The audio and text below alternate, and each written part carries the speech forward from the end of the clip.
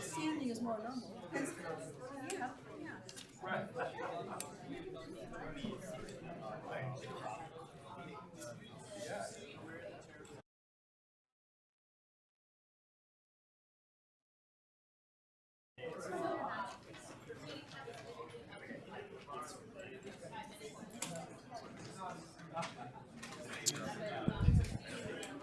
Okay, folks.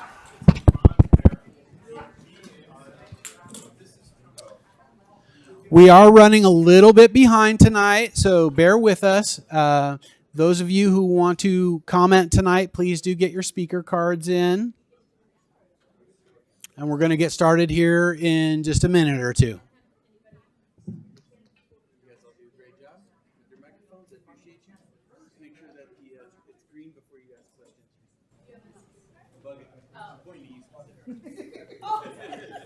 That's funny.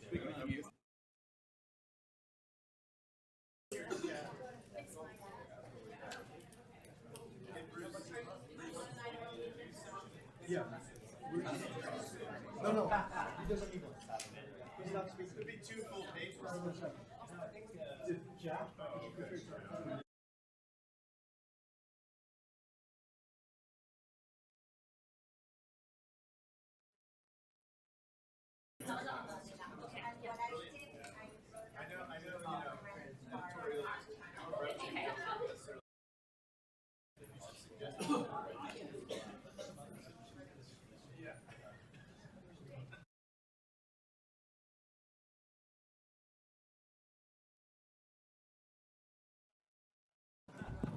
Melissa, I know you're doing your speaker card thing and everything right now, but if we're going to do electronic voting, do we need to log in or anything? What do we okay.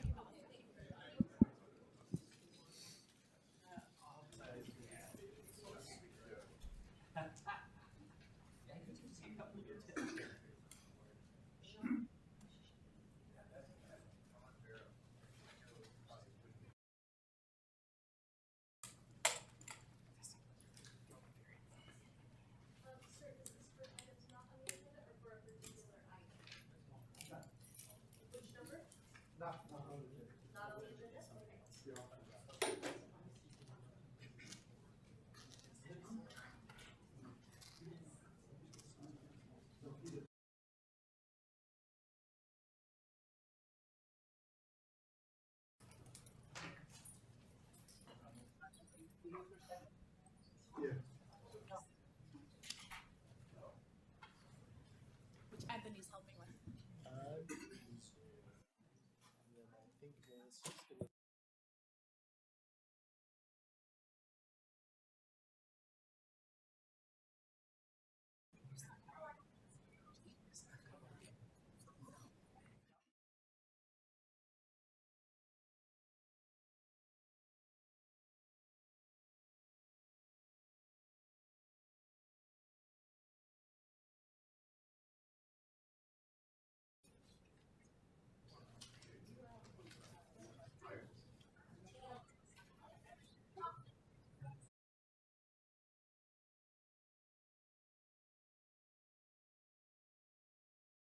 Just a few more minutes, folks. We've got some new technology we're implementing tonight. We're going to be embarking upon electronic voting for the first time as a council. And so I'm crossing my fingers that the bugs will be manageable.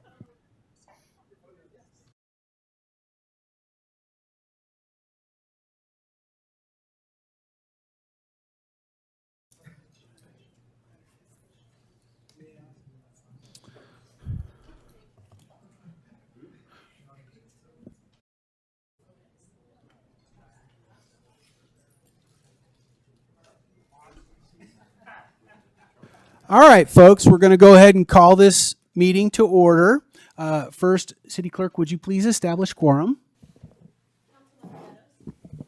Here. Councilmember Lang, Here. Councilmember Weinberg, Here. Vice Mayor Fliger, Here. Mayor Daley. Here. We have a quorum. And now I will look to my colleague, Councilmember Lang, to lead us in the Pledge of Allegiance, please.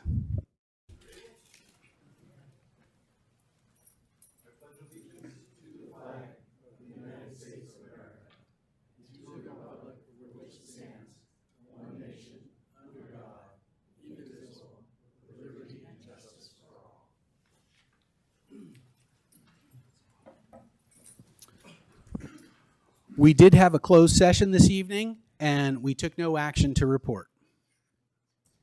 Are there any changes to the order of the agenda? I'll look to my colleagues to see if anybody needs to make any changes. Okay, now we will go to public comments on items not on the agenda. How many public comments on items not on the agenda? What's the situation?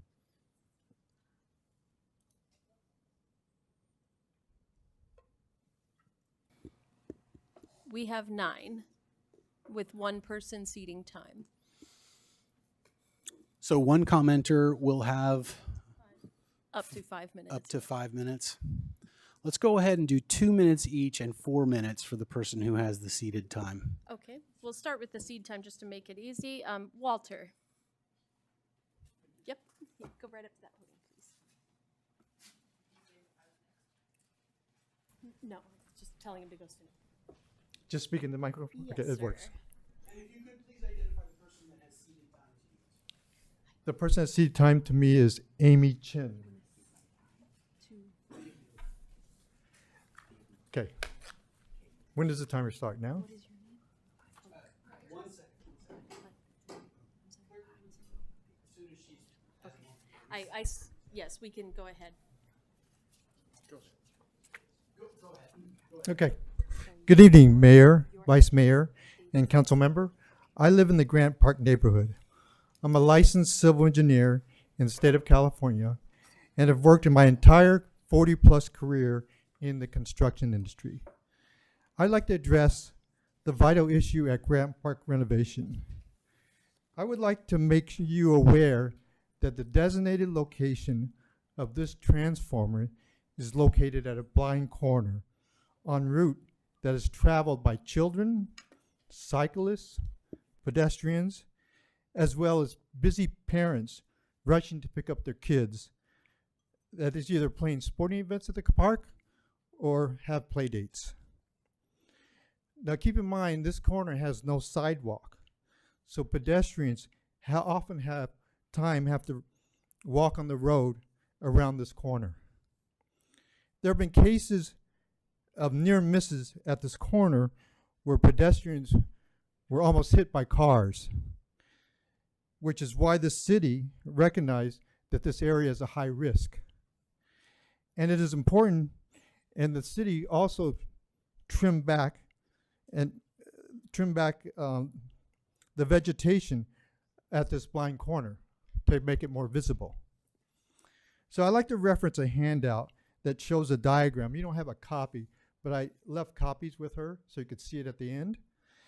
It's a City of Los Altos ordinance number 14.72. In the spirit of the ordinance, it shows that in order to maintain visibility at a street corner, no fences can be no longer than 3 foot high. So why is the city failing to recognize that they're installing a 6.5 feet high transformer that does not comply with their own fence ordinance? For the health and safety of pedestrians, this would further impact the visibility to an area that already has safety challenges. So we did meet with Gabe, Manny, and Scott, thank you, on March 26th.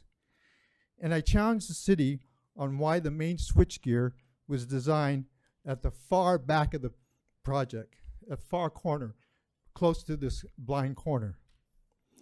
It was obvious that this design location in the back didn't take into account the concerns of the community. I recommended thinking out the box, saying, hey, why don't you put the main switchgear in the front in the parking lot and also the transformer in the front, similar to Hillview. This location in the parking lot would have been more feasible and less costly installation for PG&E and the city. This would have been a win-win for all parties by reducing the length of trenching by PG&E as well as lowering the risk that's happening at that corner. The response from the city planner said, oh, that's a brilliant idea, that's a great idea. So if we move forward with that and move the transformer to the parking lot, it would add time to the contract completion. And he also questioned and said, hey, are you willing to push back and lose time on this project? Well, the answer to city council is yes, we need to do the right thing. This will ensure and prevent fatality or injury. It would be a tragedy if a young child loses his life on this blind corner.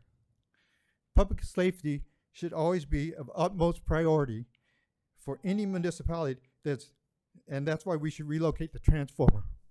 Thank you. Mayor, I do have one more seed time request, so I'll let that speaker speak. Okay. David.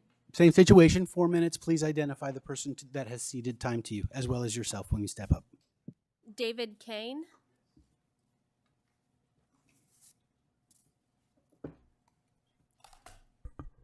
Good evening. Can you hear me? Yes, thank you.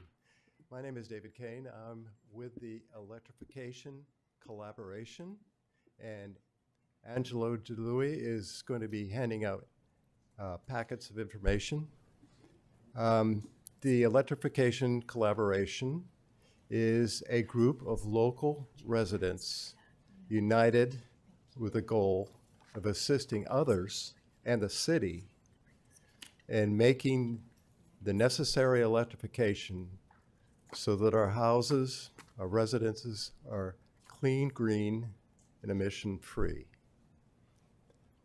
The collaboration is made up of a number of local groups. I represent the local chapter of the Citizens Climate Lobby. Angelo represents St. Simon's Catholic Church Green Team. And some of you may know Connie Miller, who's associated with Greentown Los Altos. The reason that I'm here this evening is to request your authorization to distribute stickers. We call them cap stickers. And there's a sample mock-up that is included in your packet. And the reason for this is to be able to recognize the tremendous interest in many of the citizens of Los Altos that we've talked to who are interested in electrifying their homes. The little more about our organization is that you may have seen us tabling outside of the Los Altos hardware store. It's given a chance for us to interact and get to know all kinds of residents. And we find there's a large number of people who are interested in taking the challenge of electrifying their homes seriously. And so what we want to do is acknowledge that these residents are helping our community and the city with regards to the climate action and adaptation plans, Energy 3.2, which is intended to reduce or eliminate methane or natural gas from their homes. So a little bit more I've included in the packet ordinance 2014-339, page 1, which is the detail on the use of the city seal. And so our request is that the council kindly consider a resolution that will allow us to distribute these stickers. There's some benefits that I want to point out for what we're proposing here. This is not just a sticker, but we have ability to bring to Los Altos a kind of collaboration, not only with fellow citizens, but also with the city. Many of the local cities and communities are challenged with excellent plans, for climate sustainability, but it's hard to get this out into the community. What's unique here with electrification collaboration is we provide a capability to bring the community to you. You really do have an electrification constituency. And the people that are part of our collaboration, also people we meet on the street, can be extremely helpful. The CAP plan in energy says that the city will educate and conduct outreach to the community. What we propose is in reach to support the city. There's a tremendous amount of energy, thank you very much, but I would very much like to get your assistance in this matter. Thank you, Mr. Kane. Roberta Phillips.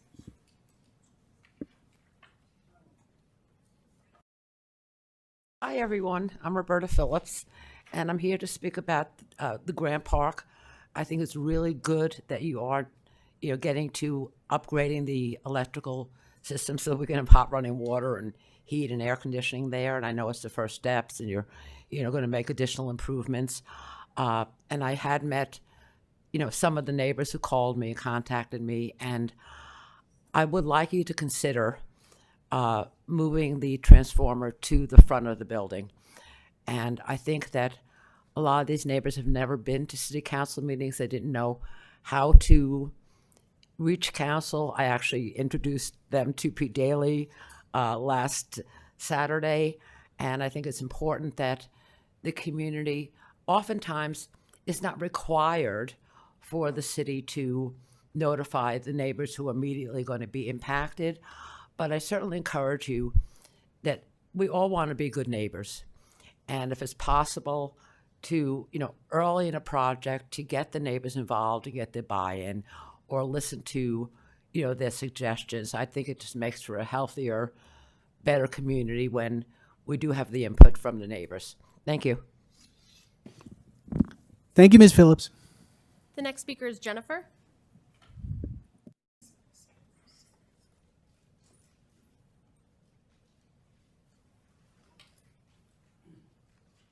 Hi, I'm a member of the Grant Park community, and I agree with the people who spoke before me. I live on Alfred Avenue, and I have 3 young kids, and we walk the path on Grant Park Lane frequently. That corner is problematic and a concern. I have almost been hit by a car at the exact corner multiple times. Grant Park Lane gets extremely busy with play dates and sporting events. Parents often rush to drop off or pick up their kids and speed around that corner. I fear that the transformer will increase the risk at the blind corner. Compared to the transformer placement at Hillview Community Center, it feels like careful consideration was not given to South Los Altos and Grant Park. I want to strongly urge the mayor and council to move the transformer to the front setback of Grant Park for the safety of the community. Thank you. Thank you. The next speaker is Shu Miao.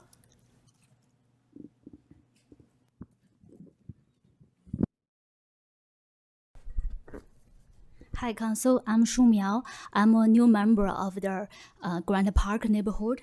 So we just moved to this neighborhood from Sunnyvale to Los Altos. And even with our short living period in this area, I walk by the corner where we plan to put the transmission box every morning to walk my dog. And this is a picture I took just this morning. And as you can see, so when I walk through the corner, and there's no sidewalk, so I had to walk on the road. But from the corner, I could see the incoming traffic from the main road, and it's quite high traffic during the morning.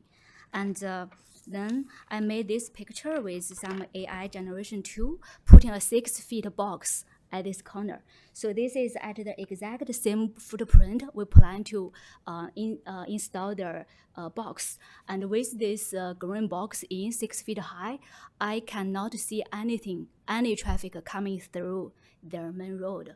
So this clearly creates a blind spot for the dog walkers like me. So I requested the mayor and the council to consider this fact and consider the safety of the neighborhoods and relocate their box to the other side of the park. Thank you. Thank you.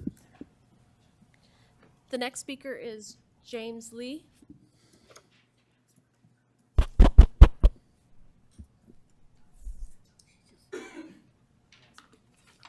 Hello, Mayor and Vice Mayor and the I'm member. sorry to interrupt. We're just having some trouble. We're hearing from residents being able to hear. If everybody could just speak up into the microphone, that would be great.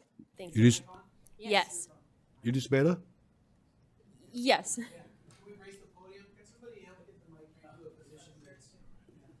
Okay.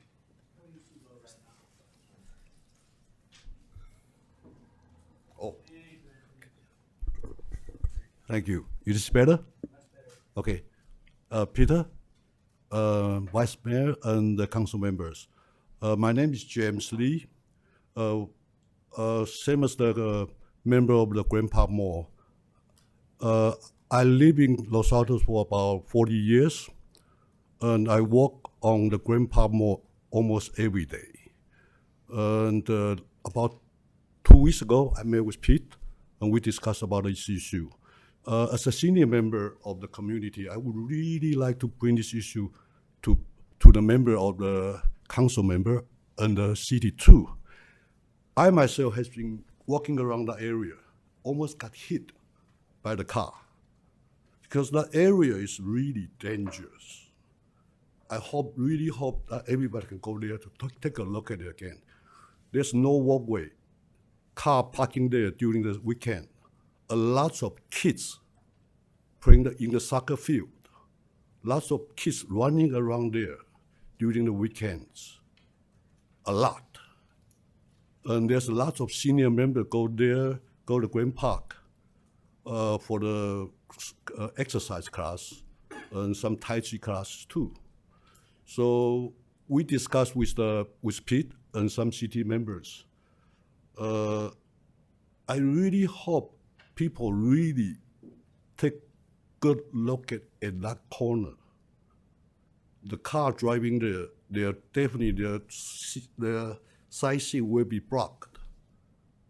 It's very dangerous there. And for the senior member like we are, we walk around there. A lot of senior people walk around there almost every day. So we are really concerned because it's very dangerous. Thank you. The next speaker is Irene Corso.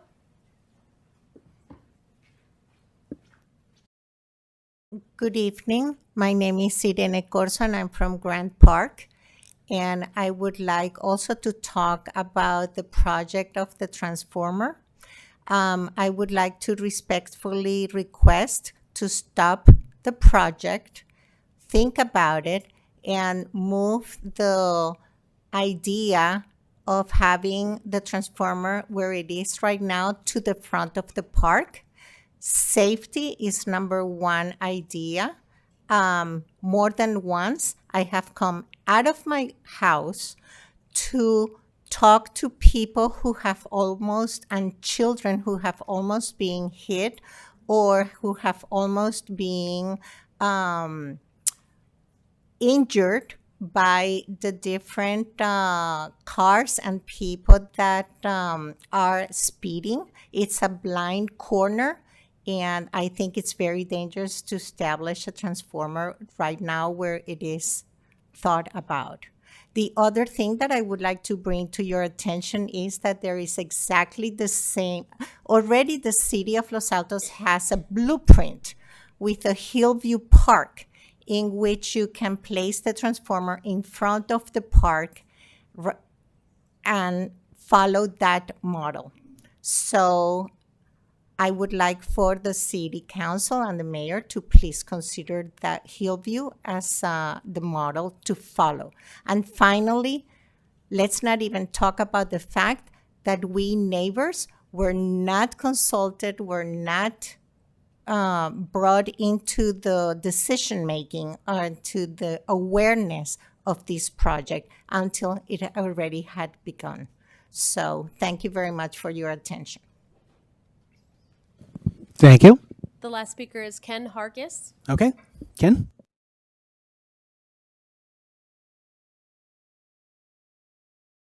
I'd like to also speak to the issue of the transformer location, potentially in Grand Park Lane. I have a few other issues that can really add to the discussion. First of all, I have some issues with procedural matters in this case because there was a lack of transparency. We were not notified about this important decision and how things were playing out.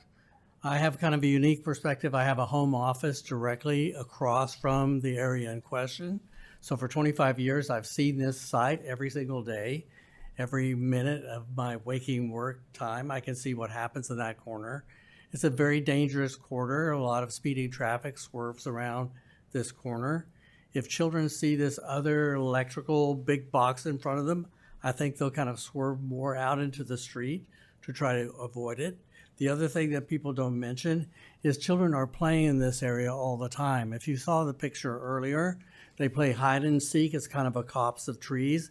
They're running around there all the time where this transformer would be placed. They also climb on the limbs and they could potentially fall down where the transformer potentially would be located. I think you have a model of how to do this the right way, as it was done at Hillview, where it's put in a place away from a lot of foot traffic. I think there are significant life safety issues and significant liability issues for the city. So I'd really urge you to reconsider this decision and put it in a much safer place in the park. Thank you. Thank you.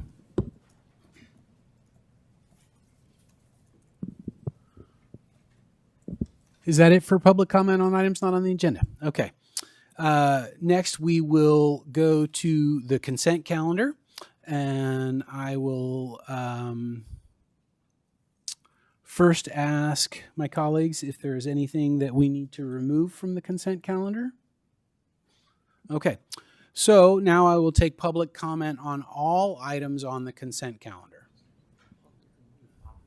So if you have a comment on anything that's on the consent calendar, now is the time to make that comment. Do we have any public comments for the consent calendar? I have no cards on the consent calendar. Okay, I would entertain a motion to approve the consent calendar. I'm sorry, Mayor. No, yes. I don't think this has to be removed, but I'd like to point out one error on the minutes for the regular meeting. On page 3 of the minutes, at the top of the page, Councilmember Meadows is referred to as mayor. Can that be Yes, amended? that's already been corrected. It's already been, okay, I didn't see the No, corrections. Okay. Thank you. So I would entertain a motion to approve the consent calendar contingent upon the change to the minutes. So moved. Is there a, okay, we have a second. And clerk, would you please take the roll call, please? Oh, We are actually doing electronic okay. voting. So this is our first electronic voting. Will you So- please guide us through this process Yes, verbally? so I have your motion and your second. So what I will ask is if everybody could hit the refresh button with your fingers gently, because those are not screwed into the dais. Hit the refresh button and then vote as you see fit. I am already seeing. Why is it? Okay, so the motion. I will when it's finished. Okay, so I have everybody's votes tallied. One moment. Does it get displayed on the screen? It does. It's just taking a little second here because I have to share the screen. Sorry, 1 second. This is not wanting to play nicely. Yeah, I love how this electronic stuff is efficient. Oh my gosh, where's It was the- never supposed to be faster. It just takes the politics out of it. Is it doing it? It's also good for ADA. Okay, so it looks a little clunky here, but you can see that Mayor Pete Daly made the motion. Councilmember Weinberg seconded. I believe Jonathan made the motion. Jonathan made and the motion. Councilmember Lang seconded. Well, then there you go. We can do that. So Councilmember Weinberg made the motion, and Councilmember Lang seconded, and we have full approval. And so motion carries unanimously. You changed the greens too? No, I can't. Those I can't. I can only do the motion and the second.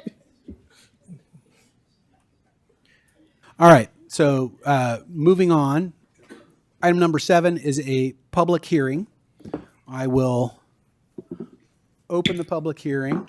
we're going to introduce an ordinance for bird safe design. We do have two different commissions who have worked on this ordinance, and as a result, we actually have slightly differing recommendations from each of those commissions. I guess we're going to start with a staff report. Is that correct? Yes, that's correct. Okay. All right, so good afternoon or good evening, Mayor and Council. Tonight we're going to discuss bird safe design and lighting performance standards. So as some background, in late 2023, the Council directed the Environmental Commission to explore potential dark skies ordinance and potentially including bird safety for the city of Los Altos. In spring of 2024, the Environmental Commission elected to proceed with outreach in the development of a dark sky ordinance with bird safe design as well. In October, the Environmental Commission approved their draft ordinance to be forwarded through the process for adoption. On November 21st, the Planning Commission considered the draft ordinances and made their recommendation to the City Council. As the Mayor kind of already indicated, is that the Planning Commission recommendation did differ from the Environmental Commission. So the following two slides are going to cover the kind of the bulk of the requirements that were the recommendations of the Environmental Commission, and then I'll kind of go over the main deviations considered or recommended by the Planning Commission. So for bird safe design is the applicability is for the multi-dwelling residential and commercial buildings. And the main features is to avoid highly reflective or transparent glass on the facade. And then to have some requirements that avoid funneling of the flight paths along buildings. And avoid planting of trees close to the facades. So this is to kind of help to remove some of the bird impact into essentially the built environment. Additionally, for facades ground to 60 feet in height, no more than 10% untreated glass. Untreated glass or treated glass rather is defined in the draft ordinance. And then it further is more prescriptive for anything above 60 feet. Additionally, glazing requirements and things of that nature that are specific to the untreated or treatment of glass is kind of some multiple different options for the actual ordinance itself. Additionally, as I've previously mentioned, the city of Los Altos doesn't really have any lighting performance standards.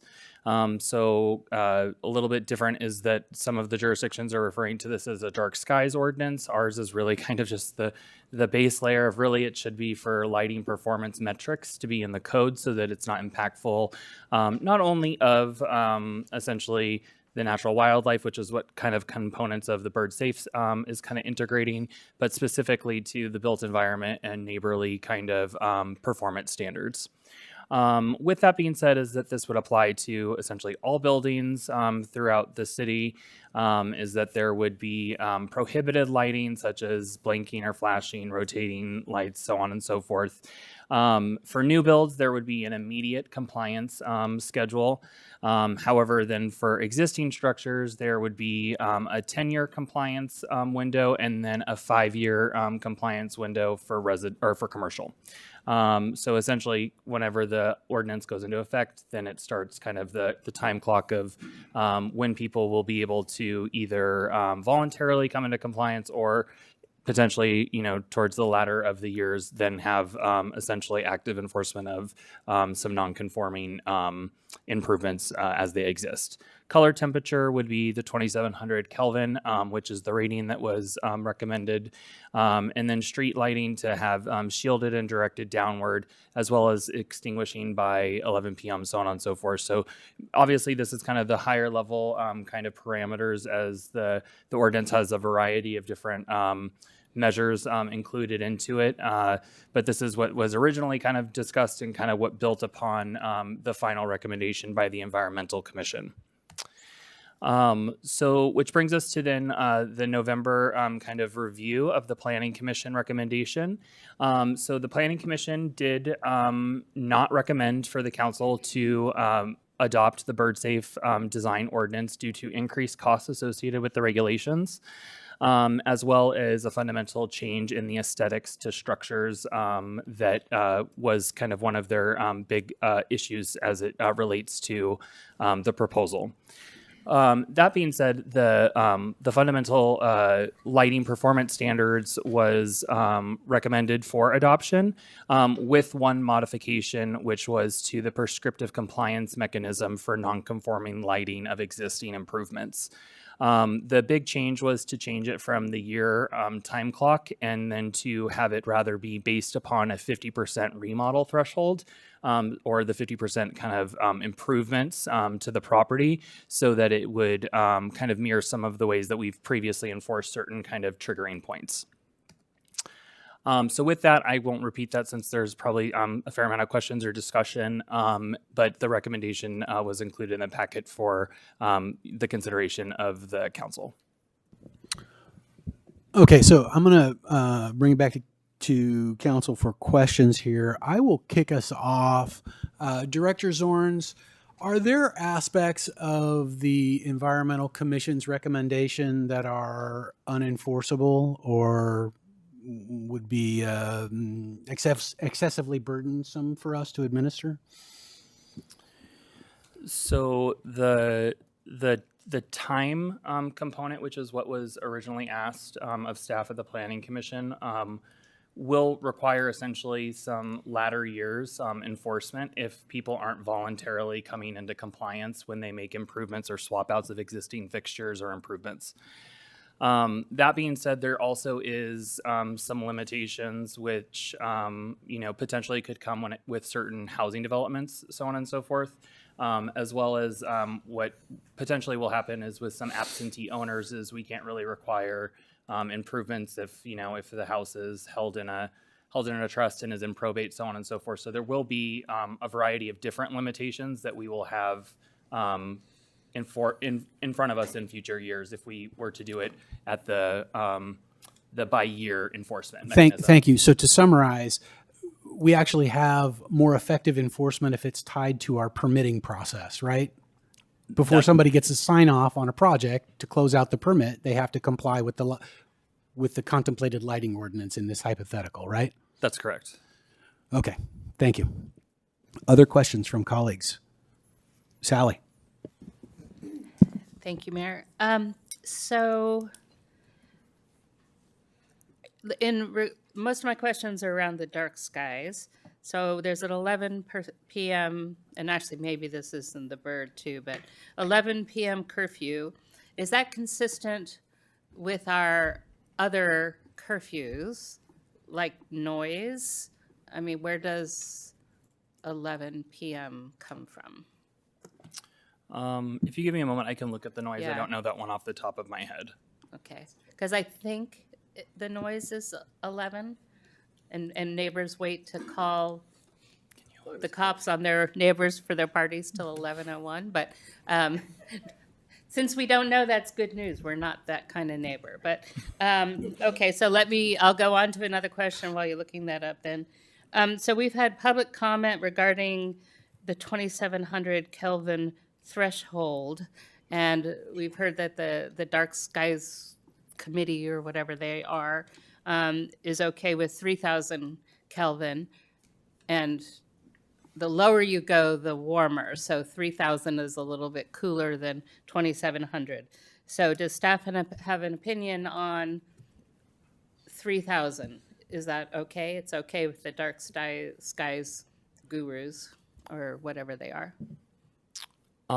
So I think that question would be more specific to the subcommittee. They did take a vote at the Environmental Commission level to be able to speak to specific requirements that were included in it. Okay. Staff doesn't have a specific kind of recommendation for that, but the subcommittee may. Okay, so that's directly from the EC. Staff has no, okay. And then similar to what the mayor was saying, I mean, what does code enforcement look like for any of this dark skies stuff? Does Shauna go driving around at night looking for lights? I mean, So code enforcement will not enforce this. They are not after-hours service, and the Los Altos Police Department will also not do this. This would be complaint-based, and then if it was after hours, and as we know with violations under the gas-powered leaf blower, they can provide us pictures to be able to show us a little bit of an understanding of what they're seeing at night so that we could potentially, but we would have to coordinate with staff for after hours type of enforcement so we could take the pictures in our own visual observation to be able to enforce it later. okay, thank you. And then my final question is regarding 14.91.070B, and it requires certain changes to be implemented within a year, which is kind of unusual from, at least from what I've seen in our experience. And that doesn't seem to be, I mean, the major changes seem to be based on, at least according to the Planning Commission recommendation, 50% remodel or new build or whatever. But this, the section I just read, has changes required to be implemented within a year, and there's just like uniform. It's a general criteria or whatever. So how are we going to communicate that? And the same question applies, is there any enforcement? Could you repeat the Yes, subsection? 14.91.070B.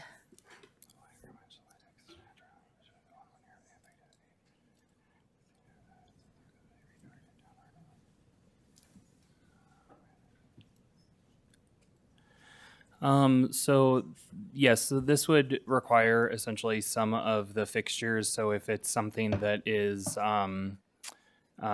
directed upward, like so uplighting on a structure, it would have to be redirected. A lot of them can be reoriented to be in a downward kind of facing type of a fixture, depending on kind of the wall sconce essentially.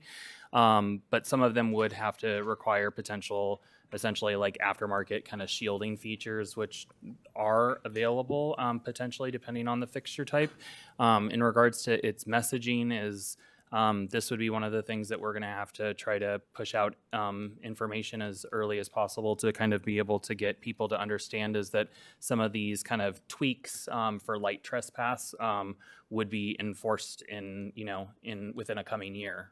Right, but these are things that apply to everybody. Yes, that's correct. Sorry, I didn't understand the question. So there's a whole slew of things that take effect in 1 year that in theory applies to everybody's. And so I assume, again, that no one from city staff is going to walk around and redirect people's lights at night.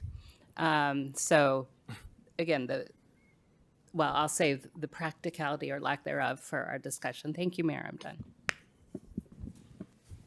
Vice Mayor, no. Councilmember Weinberg. Thank you, Mayor.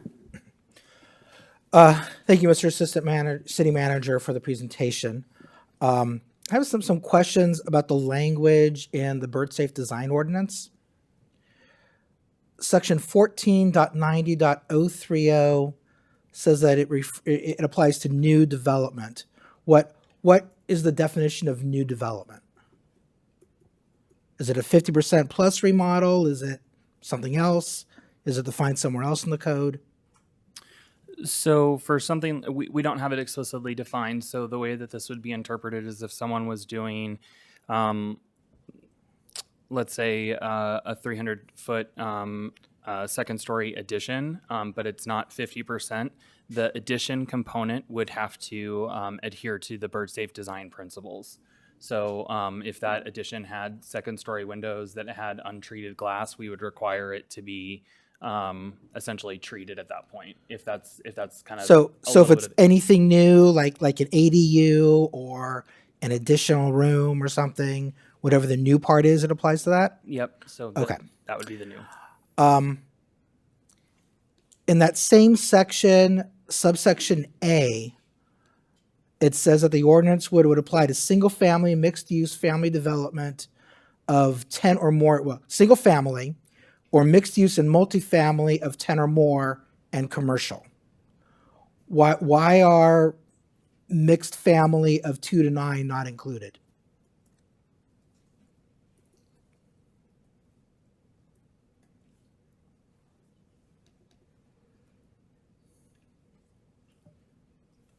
That's a good point. We would have to modify that subsection in order to include it or expand it if that's what the council wanted. Okay, but there was no specific reason of excluding 2 to 9. No. Okay. And in subsection C, it says that this will apply to any building located within 300 feet of open space. What qualifies as open space? I mean, there's that little empty lot on the corner of Green Oaks and Bendigo in the southern part of the city. Is that open space, and everything within 300 feet of that qualifies, or is there some other definition of open space? So open space is defined by the Los Altos general plan. So the designation that carries it's actually open space explicitly referred to that, or the general plan also considers our anything that's land use designation of parks is also considered open space. So our actual open space, which is, things such like around our parks, like down at Shoe Park and things like that. And then our actual parks itself are designated as open space in the general plan. Okay, and what about these sort of empty lots like the one I mentioned and the one down Los Altos? I guess that's private property. There's a couple on the corner of Fremont and Grant. Are those open space? Designated as residential, so they would not be considered that. And I do want to also point out is actually since we haven't visited this in quite some time, is the applicability is of 1490-30 is you have to qualify for A, B, and C. So you have to be any of those developments and a 2-story building and within 300 feet as it's written. So essentially you have to be a 2-story building or greater. So of any type of development, if we were to reword subsection A, and within 300 feet of open space in order to qualify or be required to have the bird safe design improvements. Roughly speaking, about what percentage of the city would that cover? We'd have to look at like some GIS and do some buffering to see how much is actually encompassed in that much area of the city. I'm not sure because of some of the way that our open space and parks are kind of right in the middle of residential communities, so it might actually pick up a good amount. Okay. In the next section, 040 sub 2, it says that projects shall avoid the use of highly reflective glass or highly transparent glass. What is the definition of highly reflective or highly transparent? There was not a definition included into this draft of the ordinance. All right. And later on, it says that you can get the opinion of a qualified biologist. Is there any definition of what makes a biologist qualified? So there is a certification very similar to like a PE for an actual like registered biologist in the state of California. And is that something the zoning administrator would determine? Yes. Okay. The glazing treatments that are called for in this draft ordinance, are there any glazing treatments that are sort of one way? In other words, if someone is obligated to put on a glazing treatment pursuant to this ordinance, if it's adopted, is there any glazing treatment that will not interfere with the view out the window, but will still protect the birds on the outside?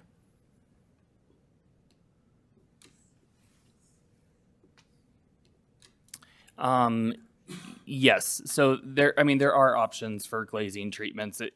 There's a variety of options. So they would just have to consult with a window contractor that would kind of designate, these are the ones for brand new installs that you can have, or here's some aftermarket glazing options that you can do. But there are a variety of options. That would go one way, so it wouldn't substantially interfere with the view out. Depending on which one someone selected, yeah, there's options to not hopefully have it impacted for your view outward. All right. I've heard it said that this feels like an ordinance in search of a problem, and I'm wondering, are we aware of any bird migratory patterns that go over or through Los Altos? And has the city gotten I mean, I have not heard of anyone in the city of Los Altos say a bird crashed into my window and died. I'm sure that it does happen, but it's not something I hear on a regular basis. But I don't know. Is this a problem that city staff has heard about? And are we aware that yes, there is a species or multiple species of birds that do migrate through the city? The city has not received any complaints like that since I've been with the city in the last 3 years, and code enforcement is in development services. So we have not had that complaint, and we have not been presented specifically with any information about migratory birds specific to Los Altos rather than just the region. Okay. Thank you for answering my questions. Thank you, Mayor. Councilmember Lang, do you have questions? I did have questions, and I wrote them down and submitted them to staff, and I refer anyone who's interested to check that out. Perfect. Go ahead, Vice Mayor, if you have a question, please. Well, a clarifying question just based on, and thank you, Mr. Zorns, for your responses.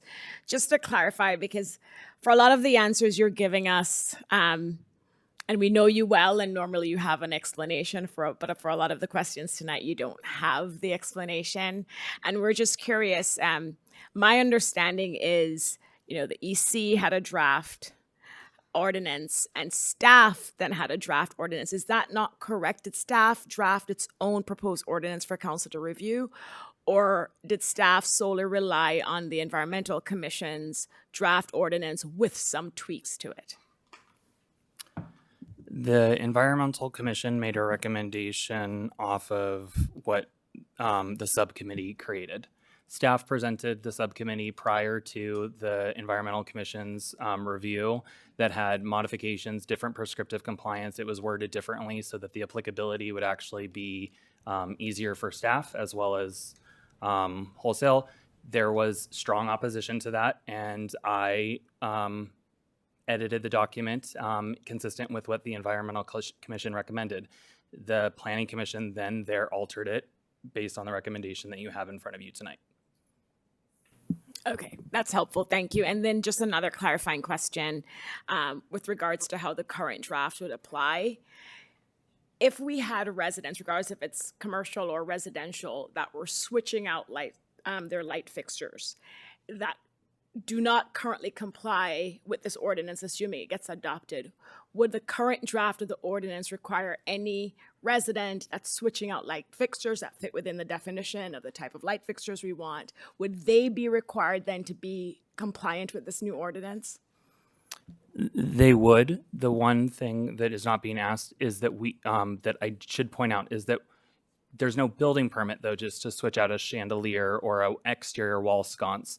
So there's still no mechanism for us to have to review that until essentially a prescriptive time compliance, or you're triggering it by the time of the remodel, which very much mirrors like Title 24, and you have to come into compliance with those regulatory restrictions. So it's again, someone could change them out for the next 5 or 9.99 years, and us not be able to really enforce it because of, people are going to go to other cities, buy fixtures and bring them on, and we don't have a mechanism to know someone swapped out that sconce when they did. Right. Thank you. And then last question, because I want to follow up on Councilmember Weinberg's question about the number of units, and maybe the city attorney can remind us. I know there was something else we considered where we made that distinction, where it was 10 units or more, then X would happen. And I'm wondering if that's why we're making a similar distinction here between 2 to 9 versus 10 and above. Do you remember what that was, city attorney? I think it was for the BMR units if the project was over 9 units, then they would have to comply with the BMR requirement. I think that's where it came from. I was trying to go back in time too. Jolie, your memory is remarkable. Okay, let's have public comment. We have 7 cards with 1 seating time.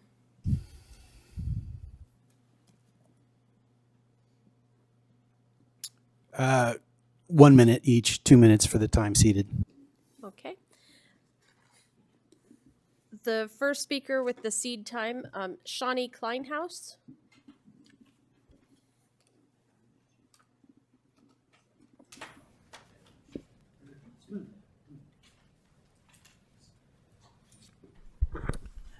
Thank you, Mayor Daley and council members. My name is Shani Klein. I'll try.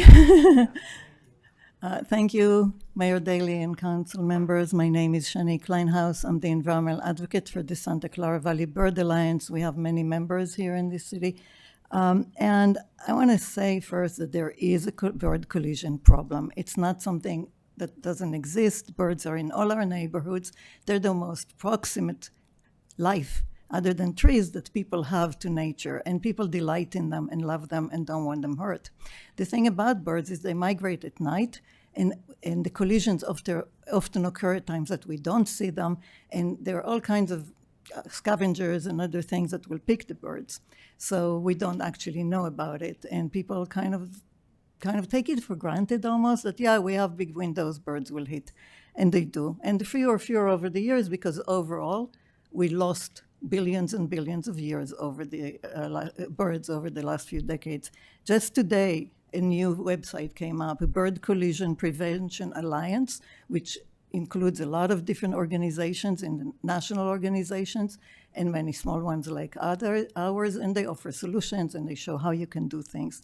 I would say that, and also when we know in this area, at least one building that was monitored, mostly people don't monitor them, but there was a building in Mountain View that was monitored, and what they saw is a lot of collisions, and they also saw that treatment helps. There are a lot of different treatments. For commercial buildings, there is so many, and they're no longer expensive either. There's a lot of options.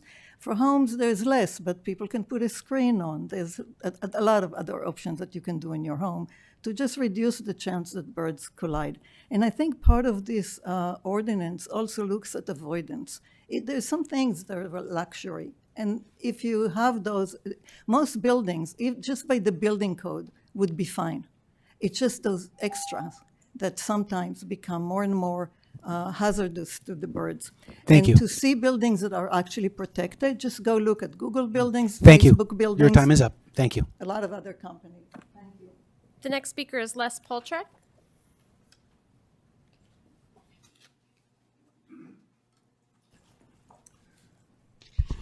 Good evening. I wrote a letter about extending things to 3000K because based on 12 years of trying to do LEDs, that's what the industry is standardized on. Otherwise, we're going to restrict architecture to bad architectural choices. And if you look at what Los Altos Hills has done for the same reason, they've included 3000K. More importantly, on this facade thing, the glass standards, it says no more than 10% of the surface area of the facade of untreated glass. Well, the Neutra house fails miserably. I walked along this facade before the meeting, and it's more like 50% of, full-length mirrors. So I think it really feels wrong for the city to force people to do something that it's miserably failing to do itself. If the city's going to do something here, I think it should do something before this is enforced. And if there's another solution besides what's listed here, that should be prescriptive. Exterior screens are limited to double single hung windows or sliders. You can't do it on casements and a lot of other kinds of windows. So this is kind of overly restrictive. Thank you. Thank you. The next speaker is Tom Hecht.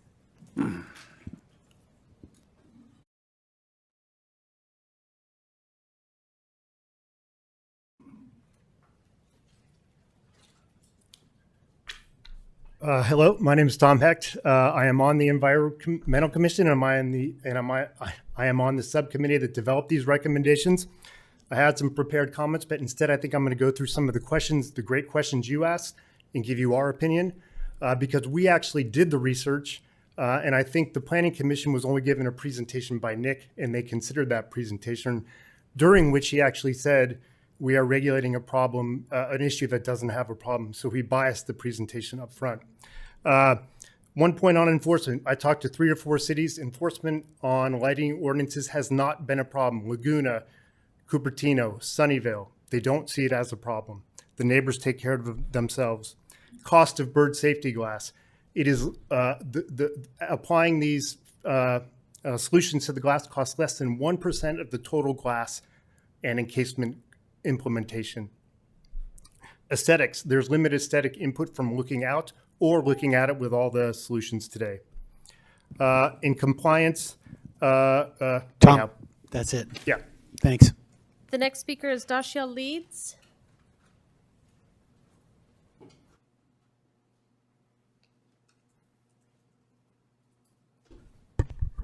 Hello, my name is Dashiell Leeds. I'm the Conservation Coordinator for the Sierra Club Lumber Prieta chapter.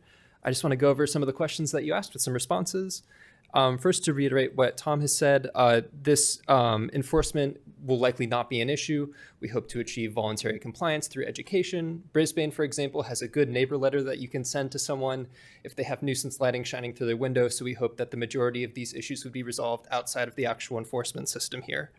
Regarding the permit-based approach, we highly recommend not doing only permits. This actually makes the ordinance more difficult to enforce. From the resident's perspective, if you have nuisance lighting shining through your window, you don't know if your neighbors pulled any permits recently or if you even have grounds to make a complaint. And on the enforcement end, if someone is complaining about nuisance lighting, then all of a sudden you have to check and see what permits have been pulled. Is that fixture part of the language there? So just keeping it to new and replacement fixtures as the ordinance is currently written is the way to go. So please adopt the Environmental Commission draft. Thank you so much. Thank you. The next speaker is Ann Heppenstall.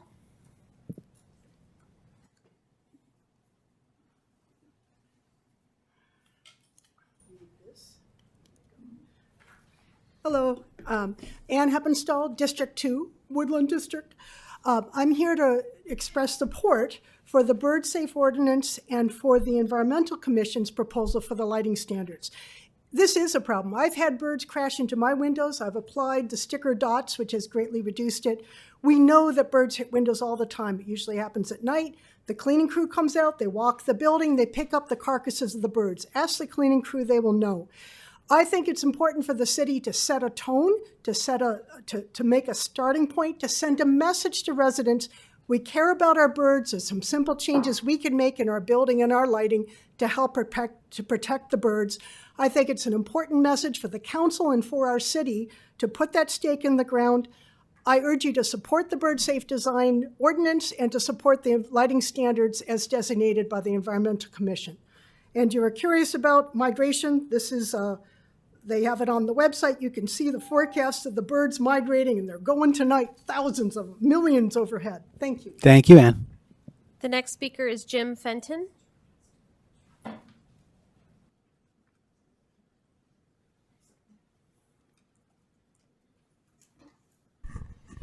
Hi, good evening. I'm Jim Fenton. I'd like to address specifically the lighting performance standards part of this. And I'd like to thank the city for taking this up. I think that having some lighting performance standards is consistent with the character of the city that we're trying to achieve. One thing I'd like to ask about is street lighting. There doesn't seem to be any corrective action for the amount of light trespass that we currently have from some of the street lighting in some areas. And I'd like to see something in there in order to address that, perhaps put some better downward shielding on some of the street lights. Also questioning about holiday lighting. I think it's largely covered under the exemption for string lights, but I'm wondering if that is sufficient to cover the various types of holiday lights that we have. Thank you very much. Thank you, Jim. The last speaker is Xiaoping Liu.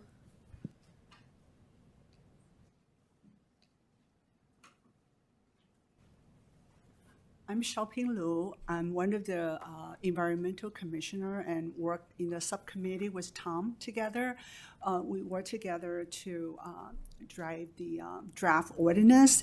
And I just want to say that it's really, there is a study that was conducted in the last couple of years, lasted about 18 months, and to evaluate the bird collision death in association with either the window is treated or not treated for bird safety. And what they found is over 99% are, the collision that resulted in the fatality of the birds are collision to the untreated window. So it's done in Mountain View. It's very nearby, and it's around a commercial building area. So I would strongly recommend that we consider this ordinance will be applied to all commercial buildings, not just next to the open space. Thank you. Thank you.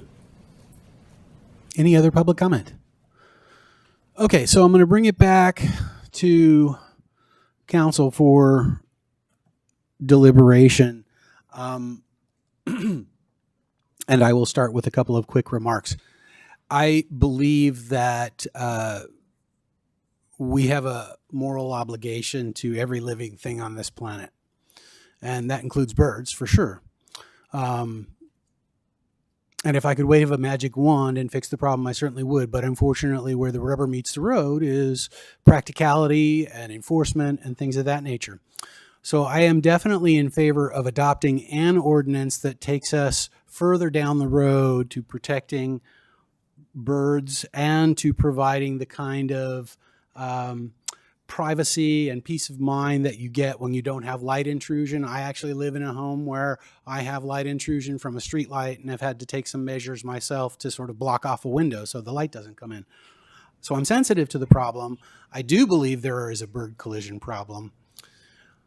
I support the Planning Commission's recommendation, and mainly it's because in part of enforcement, but also it's because it moves us in the right direction without precluding going further down in that direction after we've had some experience with a more limited subset of lighting requirements and restrictions. There's nothing that says we can't implement the Planning Commission's version and then after some appropriate period of time enhance the ordinance in ways that There's 2 ordinances. The Planning Commission only has right. Okay, so I'm talking about the difference between the Planning Commission's recommendation and the Environmental Commission's recommendation. I know we have lighting, what's the word that I'm looking for? The lighting requirements as well as the dark sky aspects, but where I am is I do not see any way to enforce a code that's based on a 5-year implementation or a 10-year implementation, depending upon whether or not you're commercial or residential. It is eminently enforceable through permit sign-off, and anybody who has ever built anything in Los Altos knows what that is like, and I have unfortunately done that. So that's where I am on that, and I will pass it on to my colleagues to say where they are. So I'm still formulating my thoughts, but I want to clarify where you are, Mayor. So are you saying that the change that you would make to the EC's recommended ordinance is instead of having this 5 to 10 year implementation requirement, it's the 50% remodel that the plan? I support the staff recommendation. Basically, I support the staff recommendation. I want to make sure I understand. Okay. Councilmember Meadows. Thank you, Mayor. So this is a little bit hard in the sense that who doesn't support birds, right? I mean, we all support birds. I heard one speaker say that that they could actually do all they needed to do with voluntary compliance.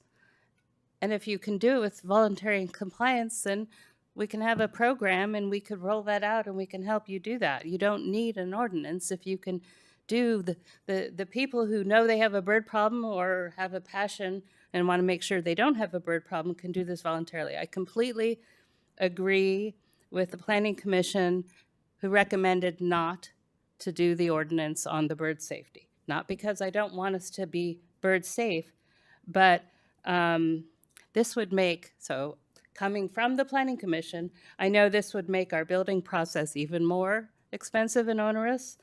I am concerned it would be viewed as yet another requirement, potentially anti-housing, and we don't want to go there, I know. aesthetics, as we heard, and I watched the planning commission, could be dramatically affected.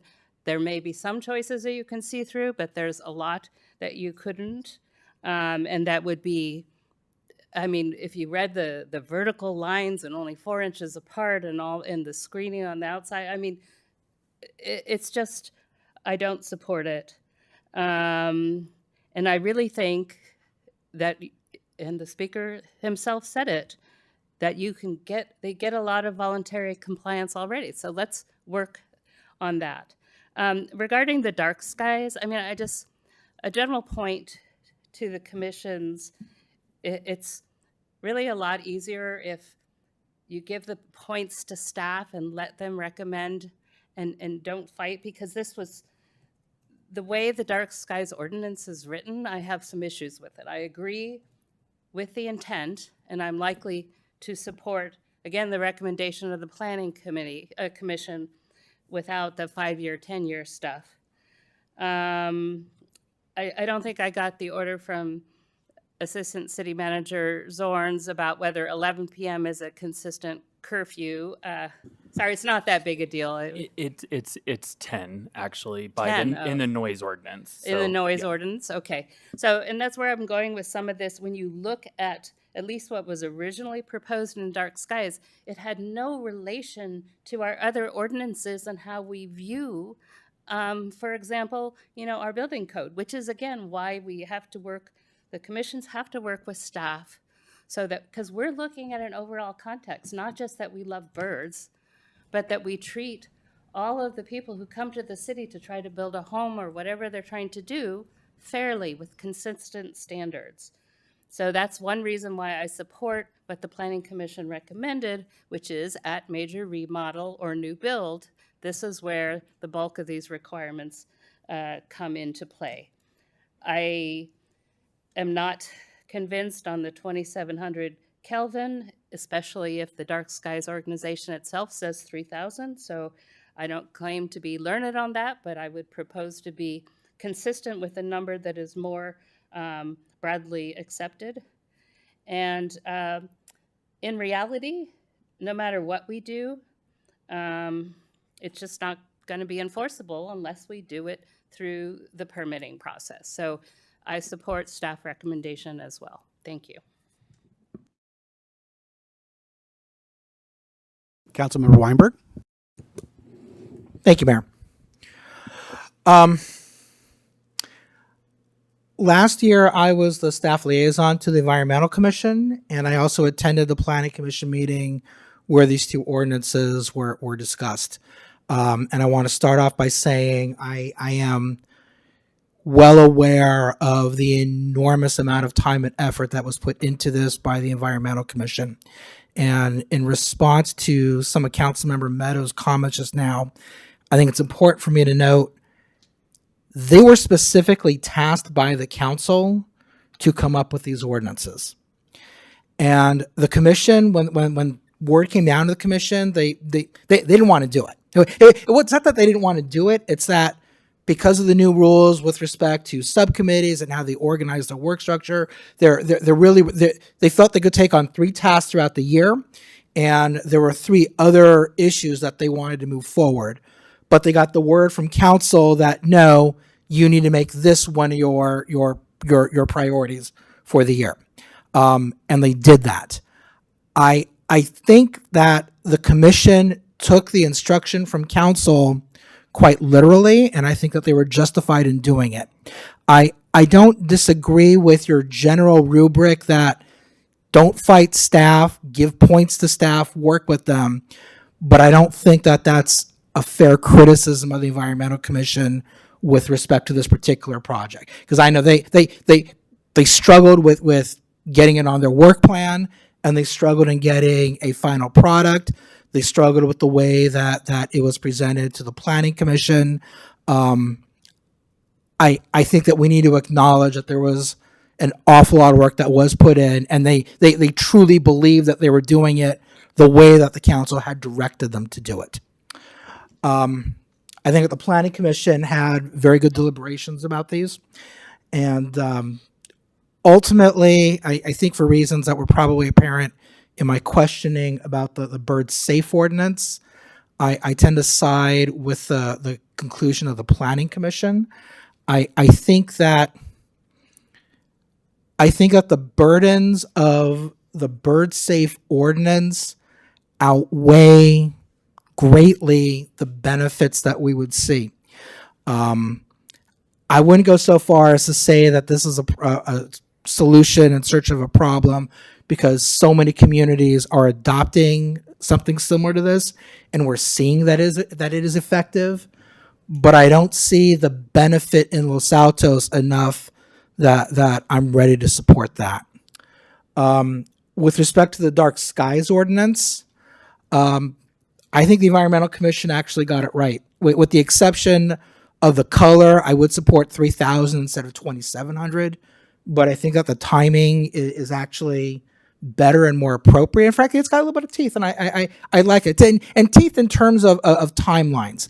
The question of enforceability, that I don't find that persuasive at all. We have an awful lot of ordinances, laws at every level of government that are unenforceable. I mean, we have speed limits that are unenforceable, but no one's going to say, well, let's take out speed limits. Just because something is not enforceable by the city, by the way, does not mean that it cannot be enforceable in other ways. I mean, violation of a municipal ordinance could be negligence per se. I'm not encouraging neighbors to get into lawsuits with one another, but if there are significant enough violations where someone's peace and quiet really is disturbed, I mean, that is, it's an unfortunate, but it is a real mechanism to enforce. I also was persuaded, I think it was Mr. Fenton who said, it is an ordinance that is in accord with the character of the city that we want to be. And forgive me, I'm not, those aren't your words in particular, but I think that was the message you were making. And I think I already thought this in the back of my mind, but the way that Mr. Fenton put it, I thought was very good, and I agree with that. I think that the dark skies ordinance is representative of who we want to be as a community. I support the C's version as superior to the Planning Commission's, with the exception of the color. I would go to 3,000. However, if there's not support for that, I would vote in favor of the Planning Commission's recommendations. I think that's better than nothing. Councilmember Lang. Thank you. And thank you to all the speakers who came out to share your thoughts with us tonight. I always find that very helpful and illuminating. And also thanks to the people who wrote ahead. That's especially useful to us because it gives us time to read and learn, and I appreciate that as well. I'll talk about lighting and then birds. So start with lighting. And I was well aware of the 10 p.m. noise ordinance. I've been involved in backyard bands, and at 10:01, the good police department shows up to express their admiration for the music. So yes, it's definitely 10 p.m. I'm supportive of this in general. I'm kind of your mind with the 5 and 10 year thing. I struggle with exactly how it'll be enforced. Perhaps by then we will have won the leaf blower wars and can move on to this. But I do think it sends a message that this is the way we're moving. I'd also be open, and this isn't the time for it, but I'd be open for some incentives. Right, that if people took it upon themselves to do this, setting up a fund where people bring in their receipts and we help out with the cost of doing the changes. And I would urge everybody involved in the environmental work of our city to think about incentives as well as prohibitions, because honestly, incentives may well yield a better result. And I would be supportive of that if the Environmental Commission wanted to come back with some of those things. I strongly, strongly believe it should be 3,000 K. I actually did go and read the Dark Skies International Model Ordinance, and it says 3,000 K. And as a member of the public helpfully pointed out, I've also tried to replace a bunch of fixtures myself, and it's actually kind of hard to find 2,700 K ones. So I think it actually will encourage compliance to take it up to 3,000 K because there'll be better choices and it'll be easier people to do that. So supportive of that one. On the bird one, I'm not going to be able to support this ordinance, but I want to be very precise about why. Very precise, because I thought about this one a lot. And here's the issue. In the record of leading up to the proposal of this ordinance, there's no record of data about the problem in Los Altos. right? There's talk about, say, Mountain View, but I would say, you know, I walk at the Baylands a lot. What's going on with birds by the Google headquarters down by the Baylands is very different from what goes in with the crows that live in my backyard or whatever, right? That doesn't mean there's not a problem. It's not saying that I don't even believe there's a problem, but it's a matter of principle. And the principle is this: if we are going to impose regulations and costs on residents, we have to do that in response to a problem. We have to do that in fairness to them, but we also have to do that so that people don't become cynical about our environmental work. I believe strongly that we need to make progress in the environmental stuff, but people are sometimes cynical about it. They are. And one of the things they're cynical about is they go, look, you're just running around thinking you're solving problems. Have you even studied the problem? Is this going to help? And sadly, with this particular thing, and I understand why, particularly with the background that the council instructed this work to go forward, it's taken as a given that I guess there's a problem. They wouldn't have instructed us otherwise. Fair, right?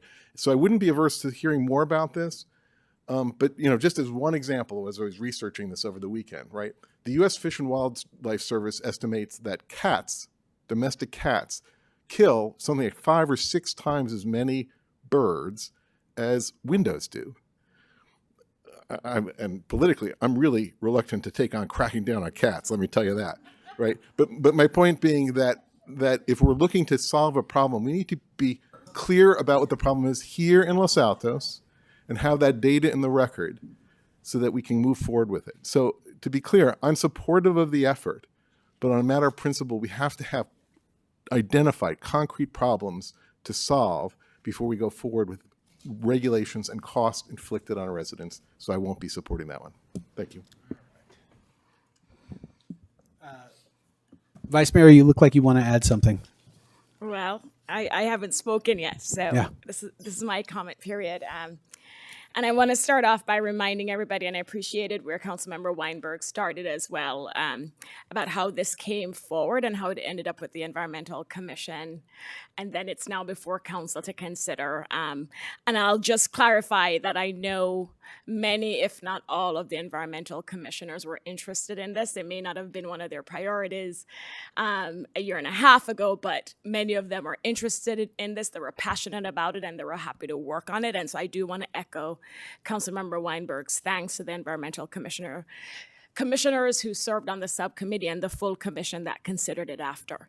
And there were many reasons why this was referred to the Environmental Commission, you know, bird safety, environmental causes have always been one of our priorities as council, and so this was also viewed as promoting energy conservation, having efficient lighting in commercial and residential buildings. So there were many policy reasons why as a council and a community we thought this would be beneficial for the commission to consider and then to bring it forward to council. So I will start with the dark skies or the lighting ordinance. And I think majority, if not most of us, are on the same page when it comes to this one, where I agree with the Planning Commission's recommendation to change it from the 5 to 10 year implementation and have it tied to the 50% remodel, which is easier to enforce. Having said that, I do echo what Councilmember Weinberg said as well with regards to code enforcement, where we should not, for me, focus on whether or not we'll be able to enforce it, but more, is this the right thing we want to do for our city? Does this align with our values and the policies? Is this a clear message we want to send? And then we move forward with adopting laws that reflect that, and we figure out code enforcement even if it's not perfect. With regards to the bird safety ordinance, and I think I may be in the minority on this one, I actually support the Environmental Commission's recommendation. With regards to Councilmember Lang's point about specific data related to Los Altos, we have many cities. Last night or Monday night, Palo Alto considered this, and I know they spent a lot of time talking about the dark skies ordinance and the impact on birds and wildlife. And I know Cupertino has one as well. And so I would have a hard time believing that we have birds migrating and they do Cupertino and they somehow skip Los Altos and they get to Palo Alto. So I'm sure we're affected as well.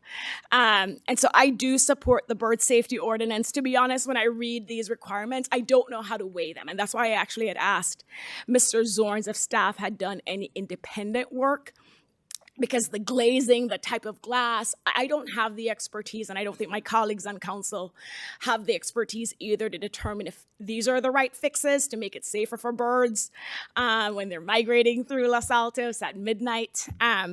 But I do support having such an ordinance because I do think it ties to our priorities as a council and as a community. And the fact that we have all these other communities, including Los Altos Hills, that have adopted similar ordinances. As a community, there are a lot of problems, housing, transportation, that are regional. And I think this is also a regional fix that we can all work together on. So I would be disappointed if as a council, we don't adopt the bird safety ordinance or some version or give direction to staff to maybe come back with another version if this doesn't work. But I do support the concept of having a bird safety ordinance. And then with regards to the, is it 3,000 Kelvin, the 3,000 K? Again, I'm not the expert. I'm happy to hear Councilmember Lang actually went back and read the Bible on this. And so I'm fine going to 3,000. I don't know enough about this to say if 2,700 is better or worse, and if it's easier to enforce, and that's the direction, that's what we should do. With regards to the streetlight shielding, I want to thank Mr. Fenton for bringing that forward. It wasn't part of our consideration. Again, if we're giving direction to staff, I would support looking into, you know, if we could add, again, it's a cost to the city to add these shields to, you know, basically deflect the lighting. But that's something that I found interesting. And if it's something that we should explore, I would support. And I also appreciated the resident mentioning the fact that we have these proposed ordinances applying to residential and commercial, but what about our public buildings? And so I 100% supporting whatever we get adopted tonight, that we have it applied to public buildings as well, because we have to lead by example. And then the last thing I will say is I appreciate Councilmember Lang's point about incentives. You know, when we talk about water heaters and all these things that we're trying to get our residents to convert to that are better for the environment and better for health in our community, if there is a way, if it will make a difference and we can figure out the funding in our upcoming budget to have some incentive dollars applied to things like this is definitely something I would support. So if Councilmember Lang wants to bring that up back in June, I look forward to having that discussion. But I think we're all aligned with the dark skies lighting ordinance. I definitely support some form of the bird safety ordinance. The specific requirements in there, I really can't speak to them. But I do think if there's a way to come up with an ordinance that does protect the wildlife in Los Altos, we should be looking at that. So thank you. Okay, I'm going to suggest we start with the lighting performance standards ordinance. What I have heard from my peers is that we may have consensus to pass that right now with the change on the lighting. 14.91.040 paragraph D goes from 2,700 to 3,000. Yes. So I would entertain a motion to adopt that ordinance with that amendment if somebody had an appetite to make that motion. I'm sorry, I'm unclear. Are we doing the PC's recommendation or the EC's recommendation? We're starting with the, so on the lighting performance standards ordinance, right? We are taking, you start with the Environmental Commission's original recommendation, and then you go to 3,000 K for lumens, right? We are in agreement on that portion, correct? Yes, but not the enforcement, right?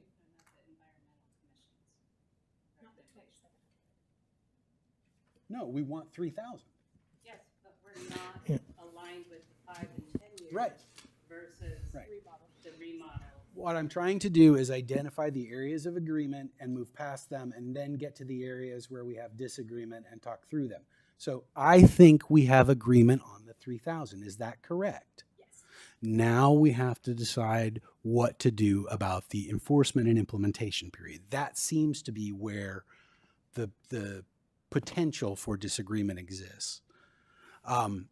Can we go back to that specific issue and just get a couple of words from each each of us on that, about where we are? Sally, would you mind starting us on that? On the enforcement, whether we go permit-based or whether we go 5 and 10 year? I support it and the permitting process, and actually will not support the overall ordinance with the 5 and 10 year. Thank you. Vice Mayor? Same. I'm the same boat. Yeah, I prefer the 5 and 10, but I would vote for the permit-based. Same.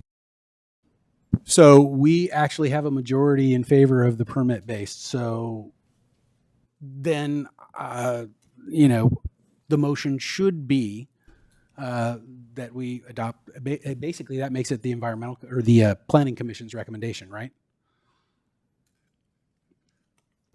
With the 3,000. With the With 3,000. the 3,000. All, okay. Yeah. Okay, so we are talking, in that case, we're really just talking about creating our own sort of merged example here. But I would entertain a motion to adopt the ordinance with the 3,000 provision and the permit-based enforcement. Do we need to, do you need me to get specific wording on that motion, clerk? Or can we do like a so moved kind of thing? Melissa, I can. So the council would be making the motion that you would be adopting attachment number 7 of this agenda item with the modification of moving to 3,000 Kelvin. That's the cleanest way to adopt what you're wanting to do. Yeah, and it's waive first reading and introduce. Okay, walk me through it slowly. I move that the city council, the city of Los Altos, waive first reading and adopt an ordinance, adopt by Introduce. title only, Chapter 9.14.9. an ordinance amending chapter 14.91 of our building code, Municipal code, with 3,000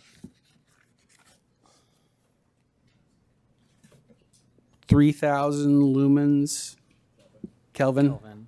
Kelvin. Temperature, not luminosity. 3,000 Kelvin. Yeah. 3,000 Kelvin and enforcement mechanism through the permitting. It's already in it, isn't it? So attachment Okay. 7. Is that sufficient, clerk? Yes? Can I get a second on that motion from somebody? Second. Okay, please. If everybody could tap their screens, the refresh button. Oh, right. Oh, we're still doing electronic voting. Place your votes. One moment. We're still waiting on. Oh, it's. Oh, there we go. Sorry.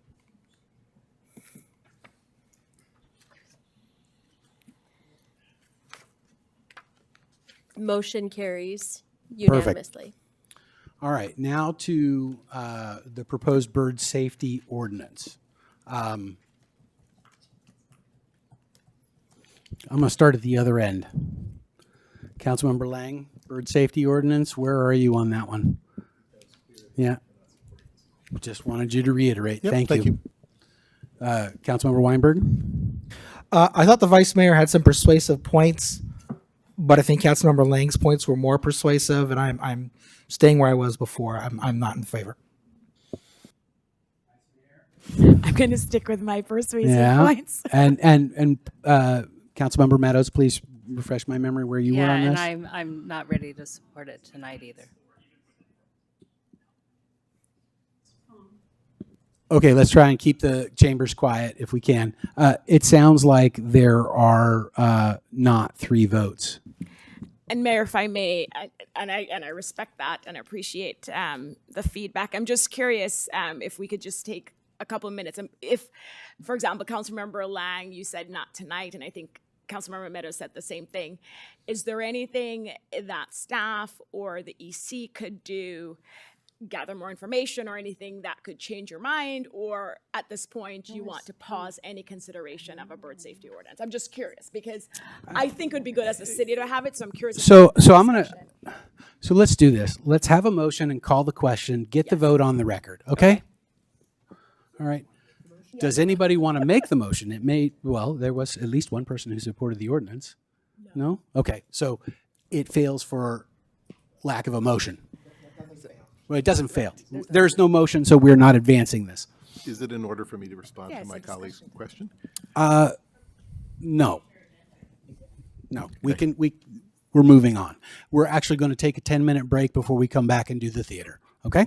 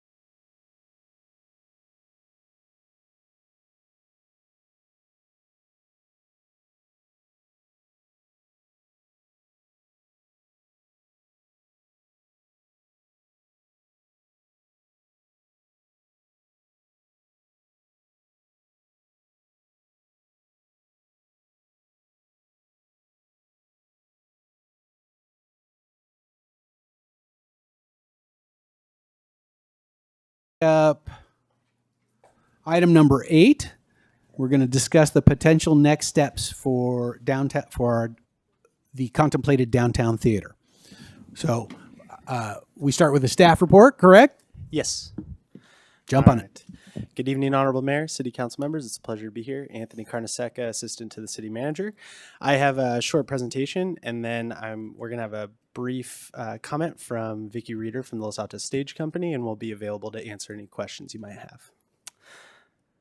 So the goal for tonight is to provide the next steps for the Downtown Theater project. There's going to be 2 policy questions really before City Council that City staff would love guidance from City Council.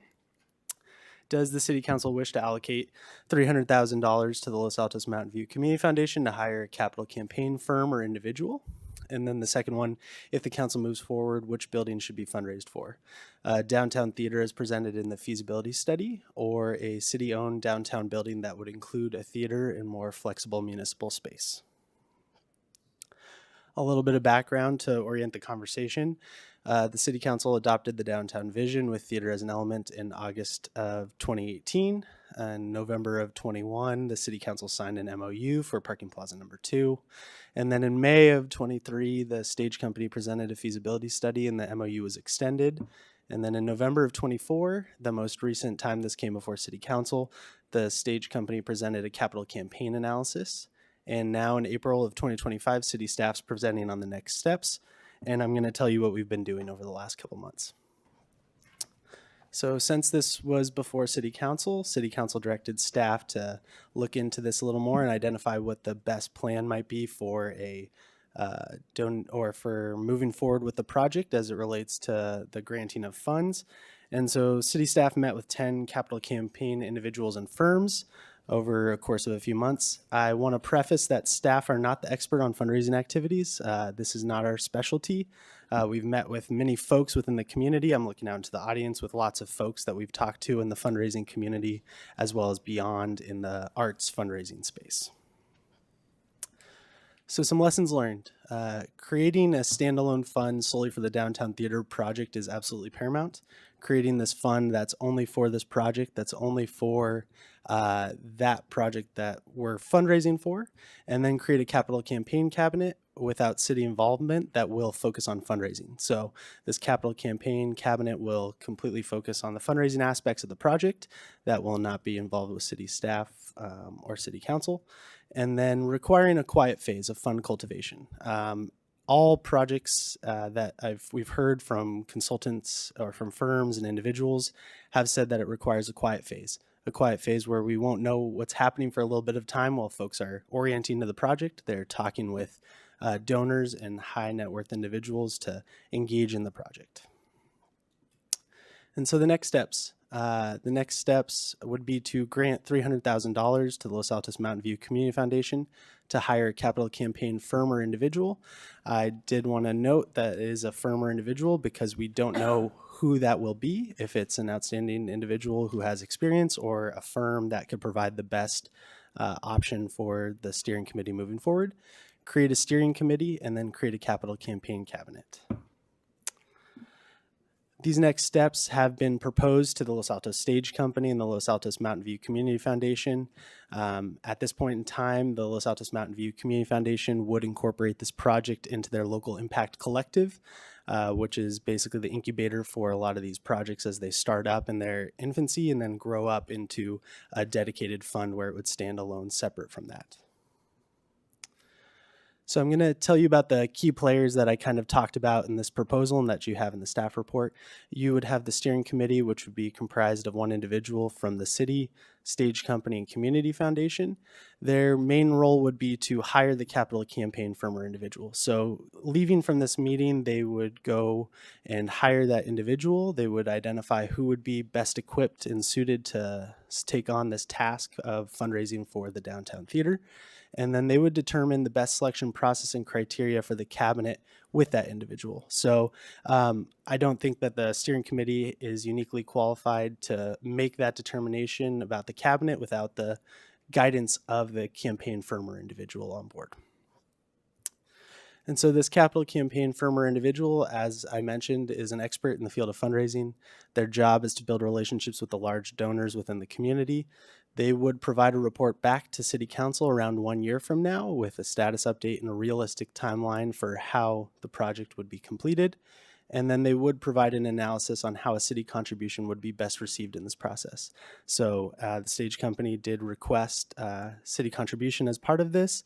And so we would ask the capital campaign firm or individual to provide guidance on what the best steps for success with that contribution would be. And then, as I mentioned, there is a capital campaign cabinet. They would manage the activities of the capital campaign firm or individual and work with them collaboratively to talk to those individuals that that was mentioned before. And they would focus solely on fundraising for the Downtown Theater project. And this group would not include individuals currently on the boards of the three groups, so they would be a standalone entity focused on fundraising in the capital campaign cabinet. And then to reiterate, these are the policy questions before City Council tonight. City staff is happy to answer any questions, but with that, I'll turn it over to Vicki Reeder from the stage company.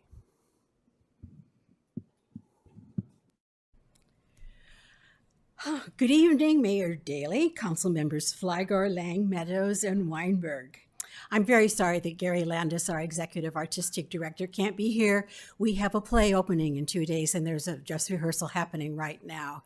And it's Cyrano. It's opening on Friday. I hope you'll all get there. I also want to suggest that in the interest of being a good neighbor and a good partner, and in the interest of bird safety, there will be no searchlights on this building that we hope one day to have in our downtown. I never really imagined that the live theater project I helped start in 1994 by attending a council meeting that Dave Reeder was on the dais as part of. We were there to ask for financial help then when we started the company called Bus Barn Stage Company, and that it would find me back here again before the same governmental body 31 years later with an even bigger project to expand our community vitality. I want to thank you all for your many years of support for advancing the arts in Los Altos. And thank you for inviting Los Altos Stage to be your partner in developing the downtown vision and its recommendation of a downtown live theater built on a city parking plaza. And thank you to the staff that we have worked with. Gabe and Anthony have been very generous with their time. Los Altos Stage has requested a $300,000 seed grant to further the capital campaign phase of the new theater project by hiring a professional campaign manager to seek out major gifts. This is the part where we hope that the city has, as we discussed when we were here last November, there is this potential for a city gift of $5 million that we could use that lead to go to major donors and say, can you match this? Can you and 3 of your friends match this? Whatever. We're not seeking the small donations. That's why it's called the quiet phase. Whether such a firm or person exists that is willing to work with 3 stakeholders is yet to be determined. We need to gauge the community's level of support. I don't have anything to tell you about how that's all going to work. We were not privy to the discussion that the staff had with those 10 firms.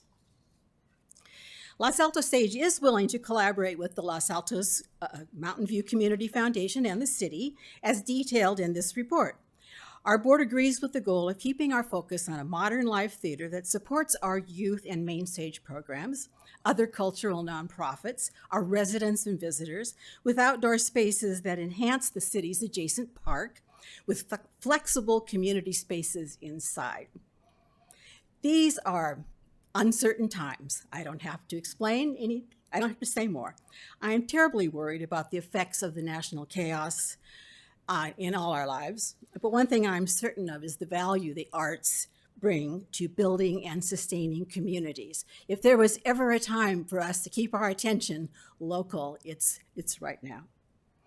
Gathering to share stories and learn from others is healthy behavior that will help us make Los Altos an even better place for our youth, our elders, which includes me, our business community, and our residents. For a tiny organization like Los Altos Stage to attempt a project of this size is beyond our capacity, all while we present 8 live production stage shows each year. Even with the welcome collaboration of the foundation and the city, there's no way to assure success unless the entire community provides help. This community has the capacity to achieve a multi-million-dollar building project. Someone with the means to fully fund it could be watching this meeting. They could be in the room. I hope they'll call me, okay? Hiring a fundraising professional is the next step forward to what we hope will be a well-planned, successful collaboration for our great-grandkids, hopefully maybe the grandkids. And I would love nothing more than to be there to cut the ribbon when we open this new structure on its first opening night. And by the way, I love that your city mission is up there on the wall. I think that must be new. And to be sustainable, vibrant, inclusive, and to live, work, and visit and play in this place seems like we fit quite well with that sentiment. So I'm happy to answer as many questions as you have that I can, and I am done bragging. Okay, before we open it up for public comment, I will look to my colleagues and see if anybody has questions of staff or perhaps Vicki before we hear from the public. Does anybody have any questions? Vice Mayor? Thank you. Thanks, Mr. Carnesecca, and thanks, Mrs. Reeder, for being here and all the work that you've done, and for keep coming back. So my question is for Mr. Carnesecca. I just wanted to better understand this campaign cabinet. Who would set the timelines and the goals for this cabinet? Because obviously the city's being asked to provide the seed money, but then it's going to be a completely separate entity. But if there's certain goals that we would want, like, by the end of the first year, this is what we want to see achieved. Who gets to set those goals, and when does that happen? Assuming council approves this tonight and it moves forward. I think this is a fluid process, so we would be open to having a conversation with City Council tonight if there are specific goals you would have in mind for that first year. I do think the challenge is the uncertainty of how, if we set goals before hiring someone, then setting them up where people understand those goals and maybe they get timid to apply or different things like that. So I think once we have someone on board, we could get a better understanding of what would make the most sense for how to set those goals. I appreciate that, because and the reason I'm asking, just to clarify for staff, is I don't want a situation where we're at the end of the rainbow and we're getting a presentation and it's not what we expected. So we can talk more in the discussion, but thank you. Councilmember Weinberg? Thank you, Mayor. Mr. Carnesecca, I'm just curious, in your talks with 10 individuals or firms, how likely did it seem like someone was going to be interested in this? Was it, oh yeah, this is something that we think you're going to be able to get someone to do? Or is it, gosh, it's a great goal, good luck finding someone, more power to you? I think there was a lot of excitement about a really cool and exciting project for the future of downtown Los Altos. I think there was some hesitation from folks about some of the limitations for the project, but I do think the individuals we spoke with, one thing I learned in all of my conversations with fundraising folks is they always have another contact. So they were always saying, I may not be the best person, but here's 3 other people that I suggest you talk to, and here's more people that you talk to. So it was an open conversation, and there was excitement about the project, but there were concerns from capital campaign consultant firms and individuals. Thank you.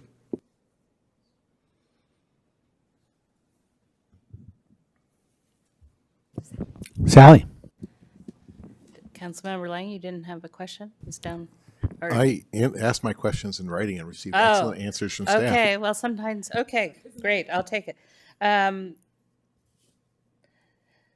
So raising funds is tough. I'm not clear, and I know that's part of the discussion tonight, what we're raising funds for. So we had the Grand Theater. I hear rumor of a scaled-down theater, and I hear that we have a municipal theater. And we can't take 2. We certainly can't take 3, and I would recommend we don't take 2 and try to hire a campaign consultant. But we have nothing in front of us tonight. So what are we to make of that? That we don't even know what we want to raise funds for? I think that's one of the questions for council tonight is what building and what model you would like to see. So I don't know that staff has an exact recommendation. As you could see, the policy question was before you with the different options that we foresee. I see Vice Mayor Fleiger has her hand up. I'm not sure if she wants to chime in. Go ahead, Vice Mayor. Councilmember Meadows, thank you.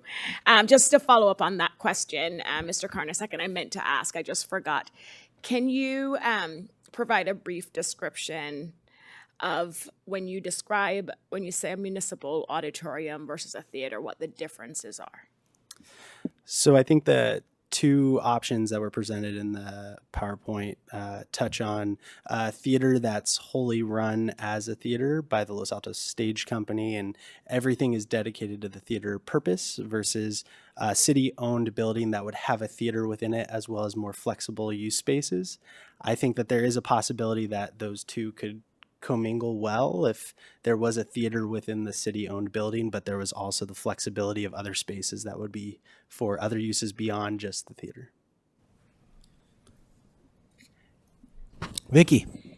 I'd like to just clarify two things. We were surprised when we got the staff. I was surprised when I got the staff report to see a second option. We thought we were coming to say we want to raise $25 million to build a new theater. We didn't have another option, but the city added that. We had discussed it with them. That's not, but we had never agreed on what that was. And the other thing is, whatever model it is, it will be a city-owned, it will be donated. If it's possible to raise this money, build a new building, it would be gifted, like the History Museum, gifted back to the city. Back to the question, though, about semantics and diction and what we call the building, right? There are some really bad civic auditoriums, really, really horrifyingly bad civic auditoriums. I was at an event in the Reading Civic 2 weeks ago. It's all cement. The acoustics were so bad they could never have a musical act. I think my interpretation of some of the conversations that have gone on is that what we are striving for is a building that fulfills all of the requirements of an excellent theater and could also host a musical act or be rented out for corporate events and things of that nature. Slightly more multi-purpose, but not as bad as the Reading Civic, right? So let's get that out of our mind. We're not talking about some horrifying post-industrial cement, ugly box, right? It needs to provide the functionality or it's a non-starter.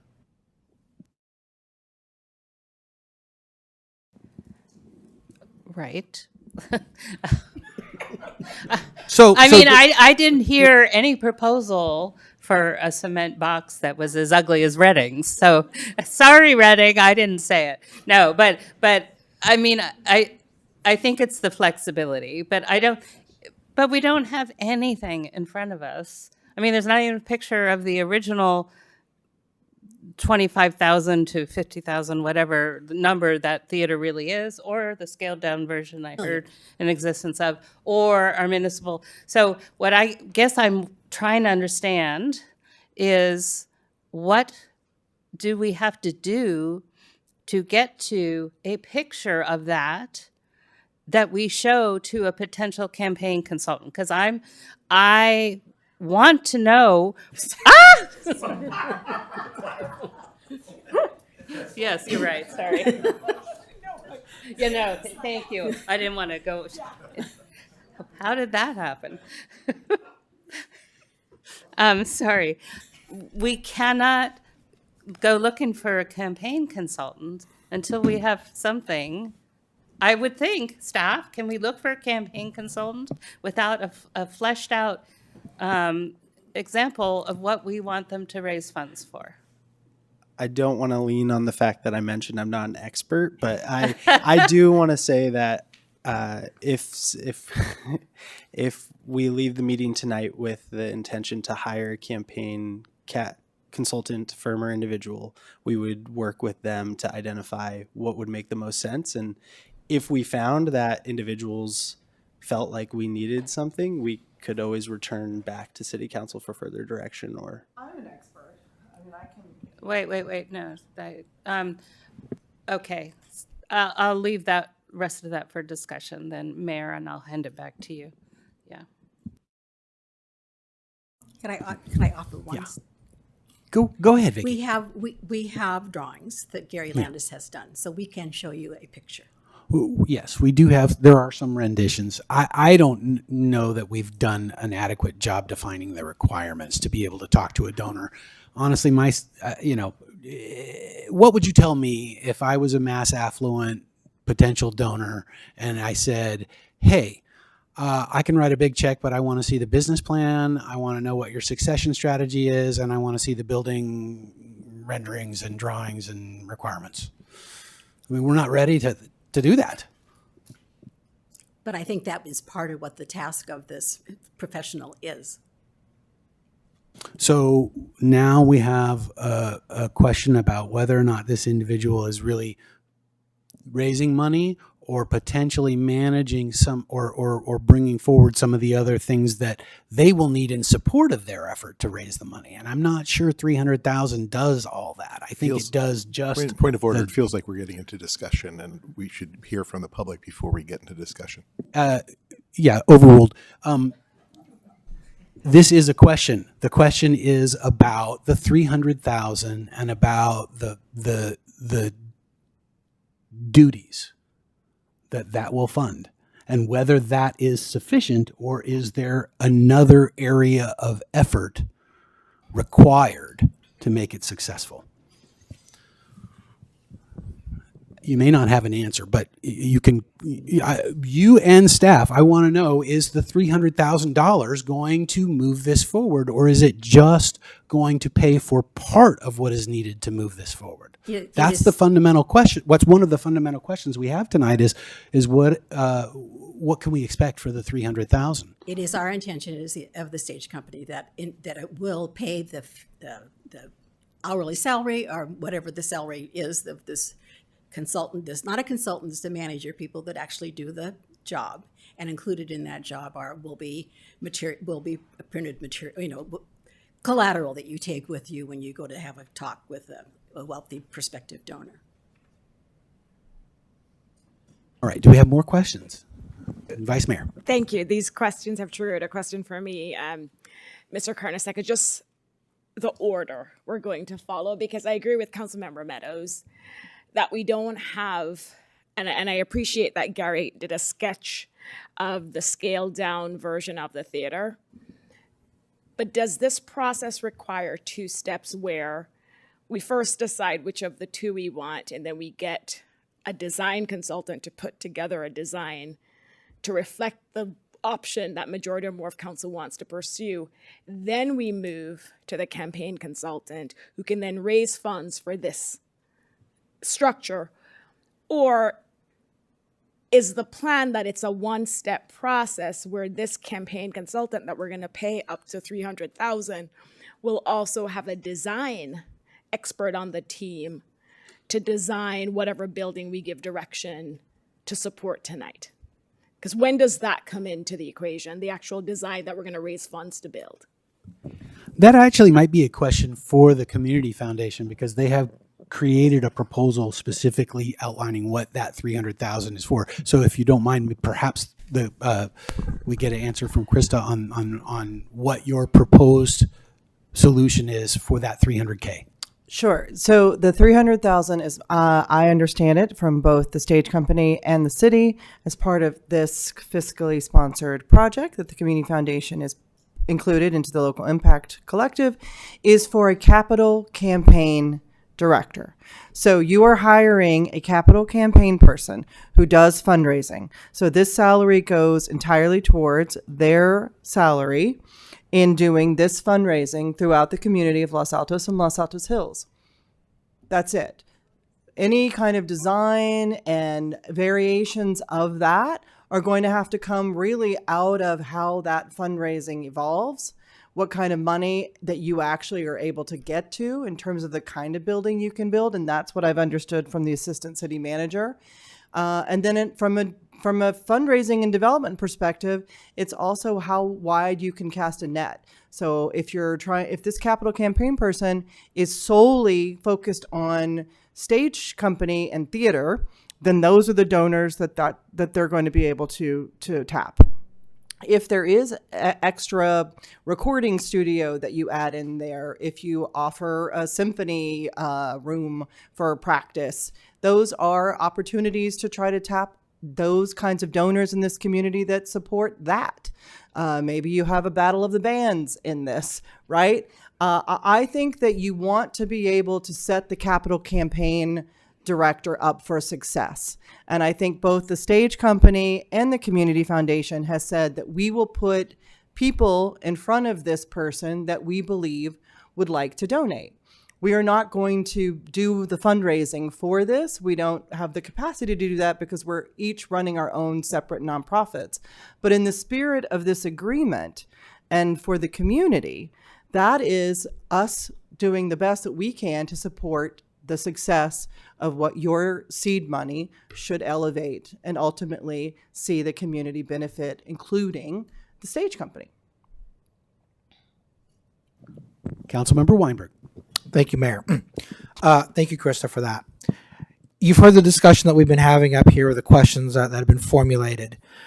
In your opinion, is it appropriate at this point for the council to authorize the hiring of a fundraiser, or are there other questions that the council needs to address that have been brought up by my colleagues on the other side of the aisle, on to the left of me? Do those issues need to be addressed first, or in your opinion, do we get the campaign consultant first? In my opinion, you get the campaign consultant first. You need to hire the capital campaign person. That's not a slam dunk. Development directors, as anybody who's been serving on a board or part of a nonprofit can tell you, are hard to find. It's a heavy lift, it's a big job, and you're saying that this has got a $27 million price tag.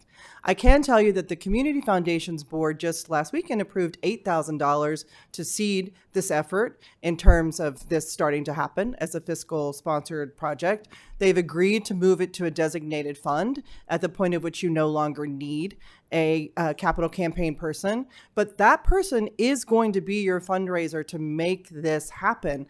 The city has been very clear that they don't have the bandwidth. The stage company has been very clear, and they've tried and don't have the bandwidth, and they need that help of this person. And then in your opinion, if the council is willing to go forward with a capital campaign consultant or firm, do we need to get to the second policy question that was given to us, whether we're looking at a formal theater or a shared municipal space? No, I think that you can circle back to that. I don't think that okay. needs to happen. I think first things first. I think that this to to Assistant City Manager's point, it's a fluid conversation that he's having.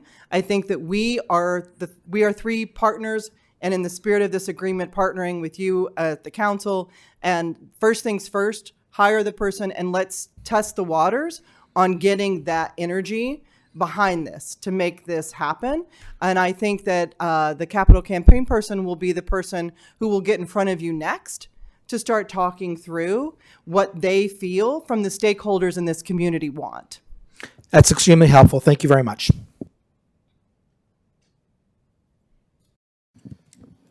Yes, Vice Mayor. Thank you. No, thank you, Krista. That was very helpful. But I want to clarify that I'm understanding what you envision happening and the type of skill sets that this capital campaign consultant would bring. Because similar to the donors, where I remember when we were coming up with other designs a few years ago, it was clearly stated that we need to know exactly what we're fundraising for, right? There can't be any ambiguity. If it's a theater, donors are going to need to know it's a theater because you want to activate donors who want to support a theater. for a capital campaign consultant, are you saying that it doesn't matter if it's a municipal auditorium or a theater, the same type of campaign consultant could raise money for both? Like, are there campaign consultants that are a better fit when the steering committee is selecting to raise funds for a theater versus a municipal auditorium? And would it be better for the capital consultant to at least have some rendering of what he or she or they I will be raising think funds that for? what you're really focusing on is the messaging, because I really believe that fundraising is about the storytelling. So I personally think it would be, if I was a capital campaign director in this moment in time, my focus would be on how, underscoring what Vicki said earlier to you all, how now more than ever, there is a need for people to feel connected, to find a sense of joy, and that the arts can be an anchor for that. So I 100% support it as a theater. I also believe that, you could use it in the, on Thursdays as a place for Rotary to meet if the garden house went under renovations. And then that capital campaign person could tap the Los Altos Rotary as potential donors for this effort. However you want to, I believe that we're getting lost in the name of a building over really the story of this. And the story is that the stage company has been for a very long time, the Bus Barn Theater, for decades, and they have been the one committed to this project because they need a new theater. They need it, and everybody, who wants to park at the soccer fields could say, what is this shed? It's time for a new building. So we're here in the spirit of making sure that that happens for the stage company. But I also want to set up success as the people, as being the host and the fiscal sponsor for this, for that capital campaign person to land this plane. And that mightn't be that your opera fans in Los Altos Hills might occasionally want to be able to rent it out for an opera or a battle of the bands because Mayor Daley's friends are in town from Reading and would like to be able to rent it out. Right. And so just so I appreciate this is very helpful because it sounds like what you're saying, leave it up to the capital campaign consultant to figure out where the support and dollars are for the structure that will come together. Correct. Okay. Sally, you have another question? I do. Thank you, Mayor, if that's okay. This is for Vicki, I think.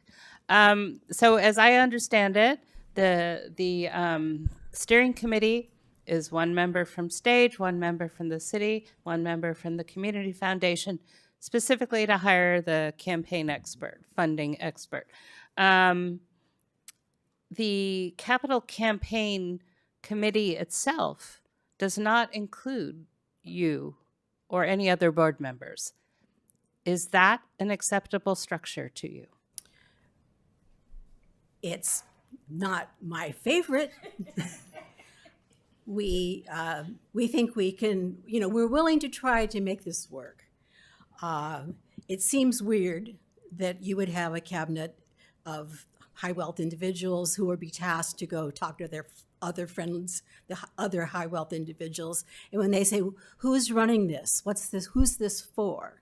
And they say it's for a new theater for our stage company. And that prospective donor says, where are they? Why aren't they at this meeting? That seems weird. I think we'll have to work through. I am in the process of stepping down as board president of the stage company. So there might be a role for me to play on this cabinet if I'm no longer an elected member of that stage company board. There's that's just, no one suggested that, but that's one thing that you could look at. Yeah, it's having three organizations try to merge themselves into one entity with one purpose is going to be an interesting experience. And I think the steering committee will stay involved. I don't think they just hire a leader and leave the town. I think that they stay in touch and that person reports to them and they are aware of all these, how this has to be merged together. And I think I think what we want to do is keep the cost as low as possible and the amenities as large as possible, given our constraints on how much we think we can raise.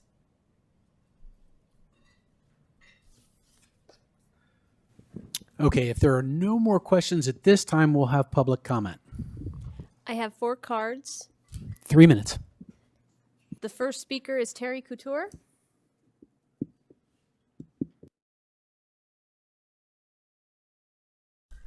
Good evening, council members, mayor, and vice mayor. My name is Terry Couture. I'm on the park committee, but I'm not here today to speak about the park committee. I'm here today to speak as a resident who's lived in Los Altos for many, many years and who is concerned about spending. I've spoken at city council for over 10 years about careful spending. For about 5 years, I've read public comment, op-eds, and letters with logical reason why the city of Los Altos shouldn't provide funding for the theater. The residents of Los Altos are concerned about the economy. They're concerned about their future. They're concerned about things that are happening in the nation and what's not happening in Los Altos. The economic analysis in 2017 is pretty obsolete in today's world. When times get tough, our residents don't get to spend money on non-essentials. Why should the council agree that we spend money on non-essentials when the town has structures, workings, and employees that are essential? You say, well, that's money's in a different bucket. I counted that the taxpayers want services that support their safety and their livability long before entertainment. Please let the theater group fund their own venture. If they can't even come up with $300,000 for their feasibility, where are their supporters? Why aren't there supporters here? Why should the hardworking taxpayers and citizens of Los Altos pay? Please be good stewardess of our hard-earned money. I hope you can see through that. Thank you very much. Thank you, Ms. Couture. Next. The next speaker is Robin Abrams.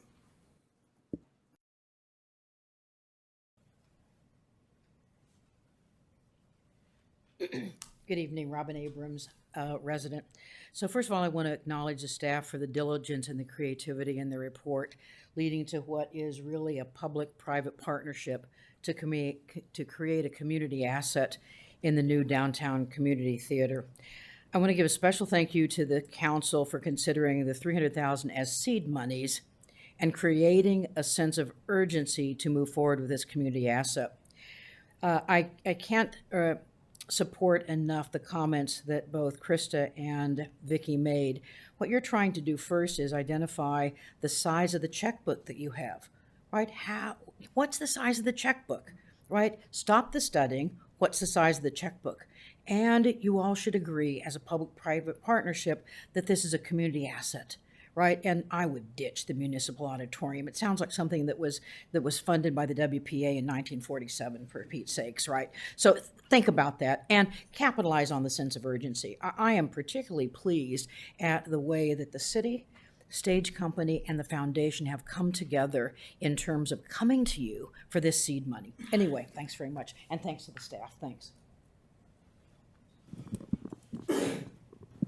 The next speaker is Mike Kasperjak. Good evening, Mayor Daley and members of the council. I'm Mike Kasperzak, and as you know, I live across the border over in Mountain View, but I am the vice president of the Los Altos Stage Company, and as you know, I'm a former mayor of Mountain View. And that's relevant to the comments I want to make, because I want to speak at a higher level. And, you know, projects like this can be controversial.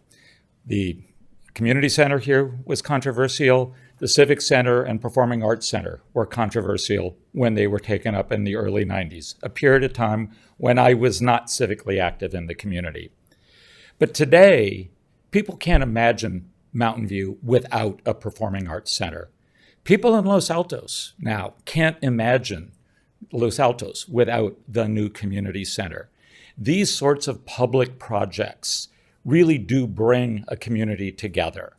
And so I would really encourage you all to be bold, forward-thinking leaders that I know you are, and move this project forward. It isn't without risk, but no risk, no gain. And people love the fact that there is a theater in town, but that theater isn't going to last very long. And it would be great to have a theater with an indoor bathroom. So I really hope you will move this thing forward. The city really deserves it.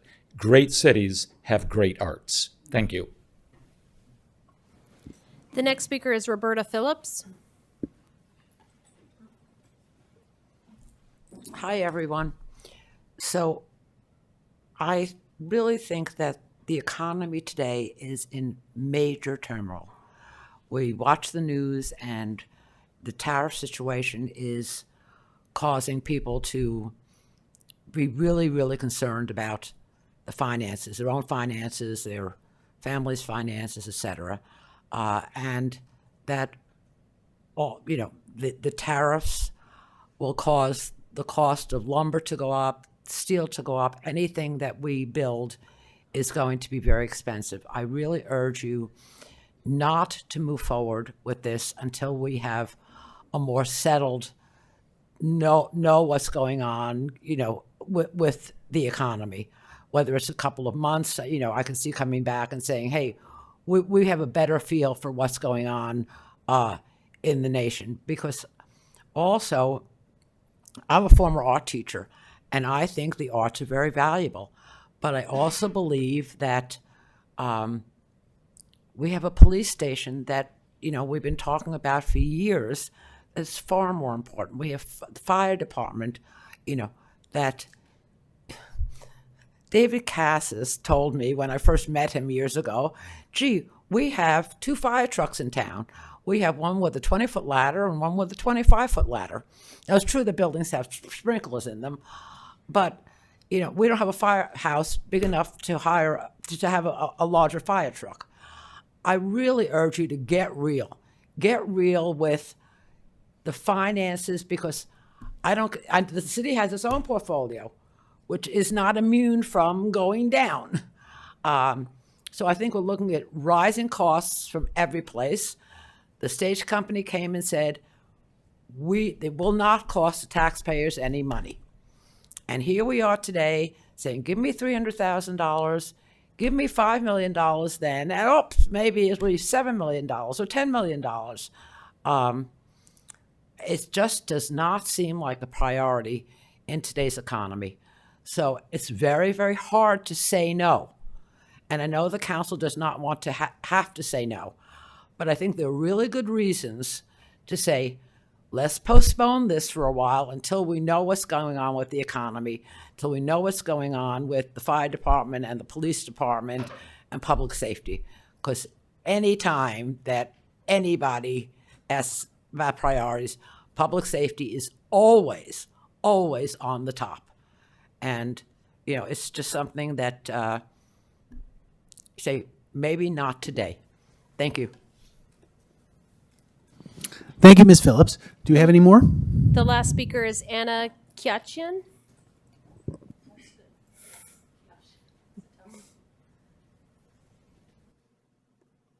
Hi, thank you. Can you hear me? Is that right? I'm just decided to stand up and say that I've been I was born here in Mountain View and lived in Los Altos since 1971, and it was a very different place back then. I loved it. It was a wonderful place to grow up, very rural. I'm sure many of you were here as well. And then I left. I went to college. I went to graduate school in Boston. I loved Boston. It's just such a thriving community, arts, writing, theater. And when I came back to Los Altos in the year 1999, and it was so impactful for me to come back and see the changes because Los Altos is just such a special place. There is a lot of money here. And I've felt for a long time that the downtown didn't really reflect or offer the community a vibrant sort of space to be in. I know that a lot of people leave Los Altos when they want to go to the theater. They go to San Jose, they go to San Francisco. I think this is the time right now to really lean into having a theater in downtown Los Altos. This is our city. We can do it. We have the resources to do it. And with everything going on right now, I think leaning into the arts, it's easy to get scared and to withdraw, but I think we have to do the opposite. I think we have to all come together as Los Altos and be like, we deserve a theater. This is an art community. There's a ton of support. Unfortunately, a lot of people with kids can't sit here for length of a council meeting, sorry. But I just wanted to say that as a longtime community member, I'm really proud to be a part of this. And I'm glad that the community is embracing the arts and moving forward to make Los Altos what I really feel it should be. Thank you. Okay, so I'm going to bring it back to council for deliberation, and I'll go ahead and open the discussion real quickly. Last Friday night, I was in Mountain View. I went to see Heart Sellers. Great production, really different than what I expected. You know, a one-act play with one scene and one set, and a crap ton revealed through the dialogue. And I spent the whole weekend thinking about the characters and talking with the person that I went to the play with about the characters. And by the way, when we went to the play, we started out with tapas at Cascal, and then we went and had dessert after the play. So that little microcosm of community is what we are striving for, right? We are striving not only for the fellowship, but also for the sustenance for our soul that the arts provide. And so I'm normally inclined to be very oriented toward numbers and projections and models. And none of that changes the fundamental sustenance that the arts provide for our soul or the fellowship, and none of that measures the fellowship that we can enjoy when we invest in the arts. There are a lot of arguments about vibrancy downtown that I think have a lot of merit. But for me, one argument rises above all the others. And I've heard a few residents allude to this or say it outright.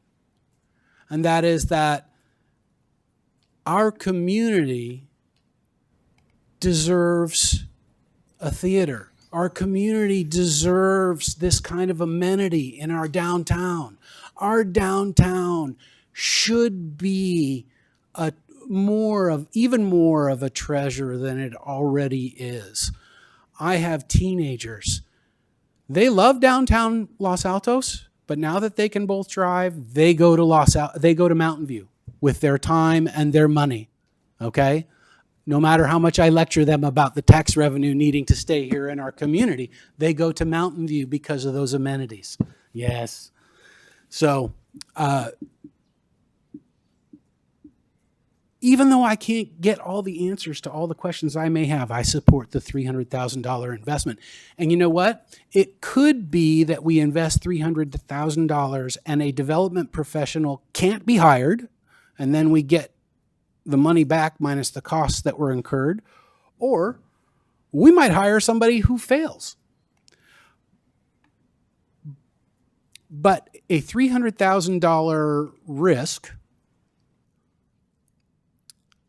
offset by the potential value of a $25 million public asset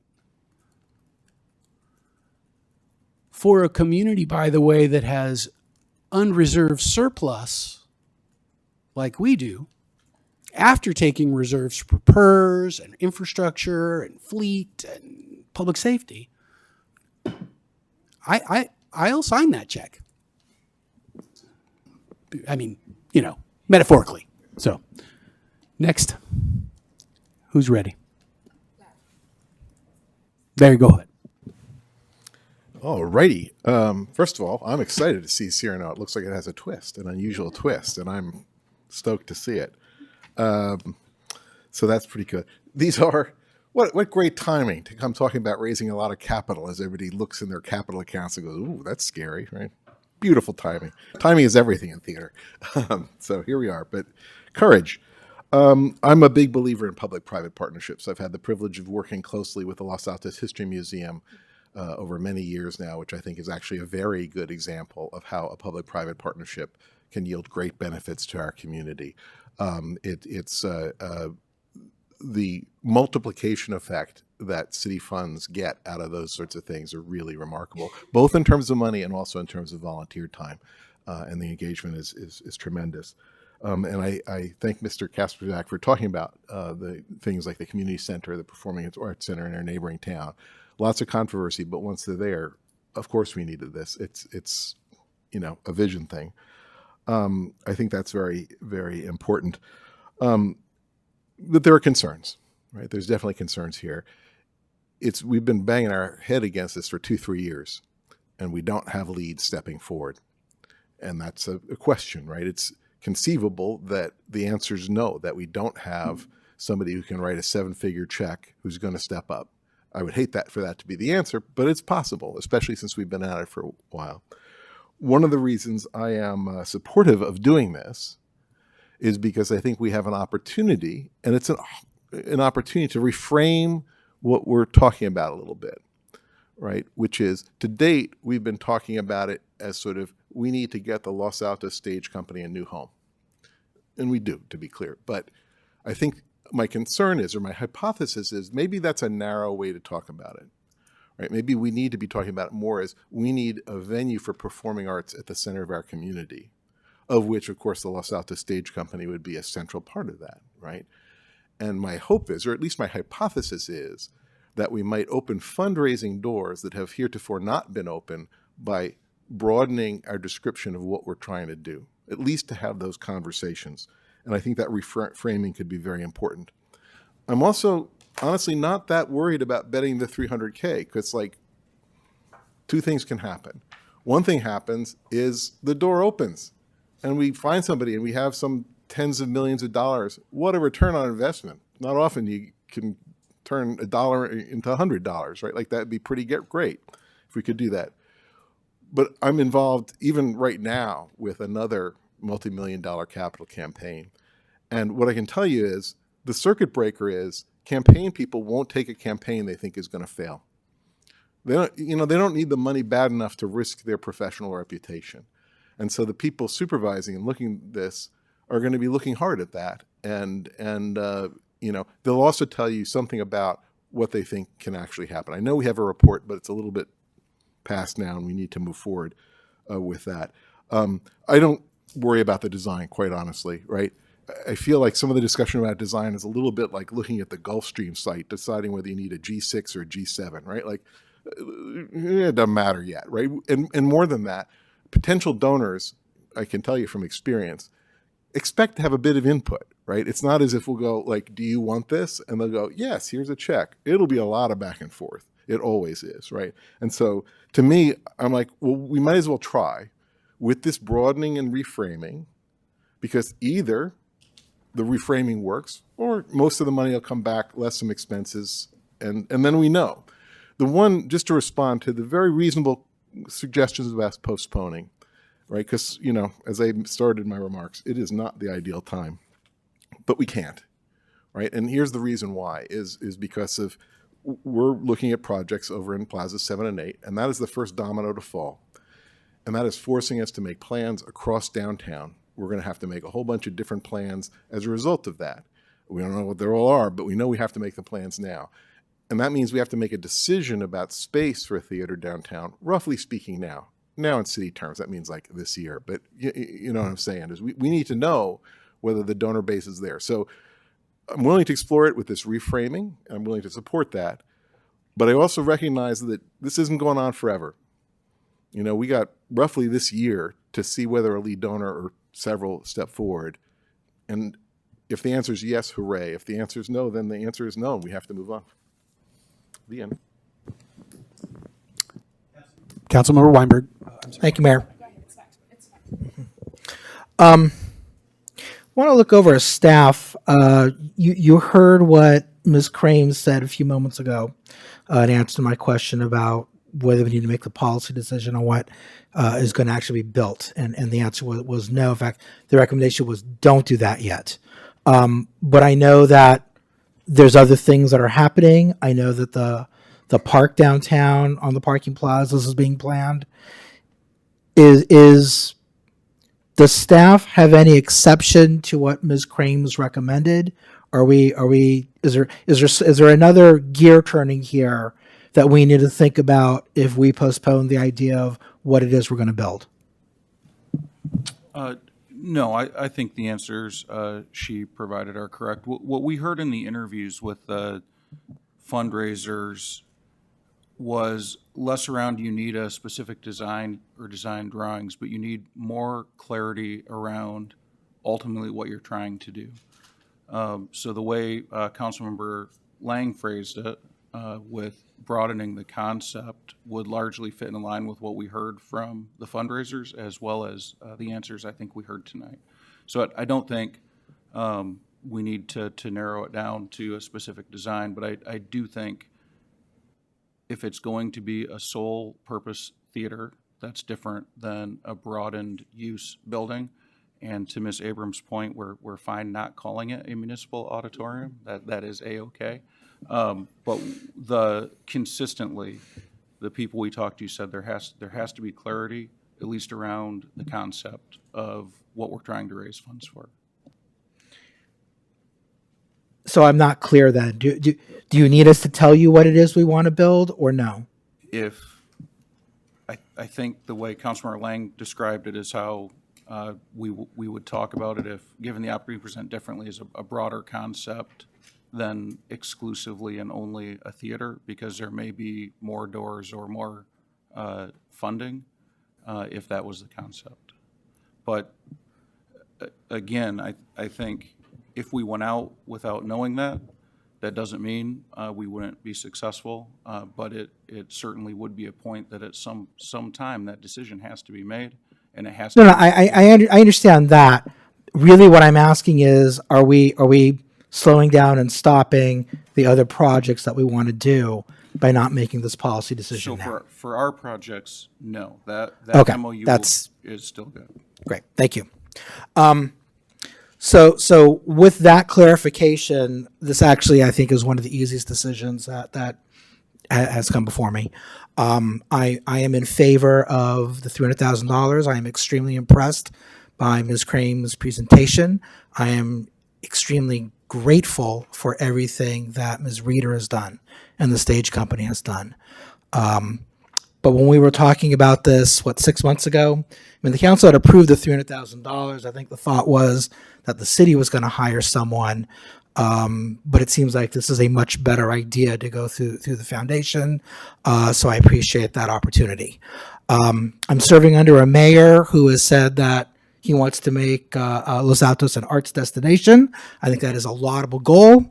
I'm wearing a pin that says fostering downtown vibrancy, and moving forward with saying whether we can build a theater is all part of that. It all coincides with that.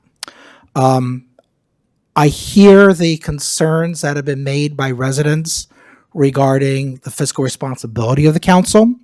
And I of course, that's true. But my response is this. This council has a very good record of being fiscally conservative and good stewards of the city's funds. We have run significant surpluses each of the past 2 fiscal years. Significant, very significant. We built a fantastic community center under budget and on time. Well, not on time because of COVID, but I mean, it's a phenomenal building. Obviously, this is not the best time to start a construction project because of everything that's happening to the economy. But I find that argument unpersuasive in terms of we ought to pause because of that. I mean, we're not sending this out to construction next week looking to get bids. Who knows what the economy is going to look like 2, 3, 4 years from now, assuming that this is going to work. We are going to be able to raise enough funds to make this happen. You're looking at a project that's going to go out for bid years from now. Maybe the economy will be better, maybe it'll be worse. I think it's appropriate to have that conversation at that time, but I'm perfectly comfortable in moving forward right now with fundraising. Larry knows a lot more about fundraising than I do. Krista knows a lot more about fundraising than I do. I trust their opinions. I think that they're extremely persuasive. And to the comments that, well, there are more important things, public safety is number one. Yes, that's true. The primary purpose of government is public safety. But the people who are saying that, I think they know that it is disingenuous to suggest that moving forward with a $300,000 investment to see if we can build a theater downtown in any way negatively impacts public safety in the city. It's just not true. So with that, I intend to vote in favor of the $300,000. Vice Mayor. Thank you, Mayor. And I really appreciate the comments that we've heard so far. I always, I think this has come to council at least 6 times since I've been on council, and I always like to start with that we currently have a city-owned theater. And what we've been exploring for the last couple years is replacing that city-owned theater with a more modern, safe, indoor restroom facilities for the city and for residents, and that's what we've been doing. And I just want to make sure that the media picks it up and makes this clear to folks that we currently have a theater, and what we're trying to do or exploring is to replace that theater so it's safe for our residents and can provide better enjoyment. I do also want to make clear that there is a lot of support in Los Altos for a theater. I remember a couple of years ago, I walked door to door when I was campaigning, and of course, theater was top of mind for many people. They had a lot of questions for me about the theater, and families, seniors, they were just like, we're excited about the theater. It'd be wonderful for Los Altos to have a theater. Of course, I mentioned the Bus Barn Theater to them. Some had known about it. Some were like, well, is that really the theater for Los Altos? And so I'm very excited about where we are today. Now, I came in, wanting to have the discussion about what this actual structure would look like, but Vicky and Krista have been very convincing on let's not make that decision here, to Councilmember Weinberg's question. And I'll just say, there have been at least 3 events this last year where the organizers wanted a stage for the event. Just last week, the library endowment group, Freddie isn't here tonight, they had an author reading, and at least one person said it would have been nice if we had a stage there. That's something we could have in this new building.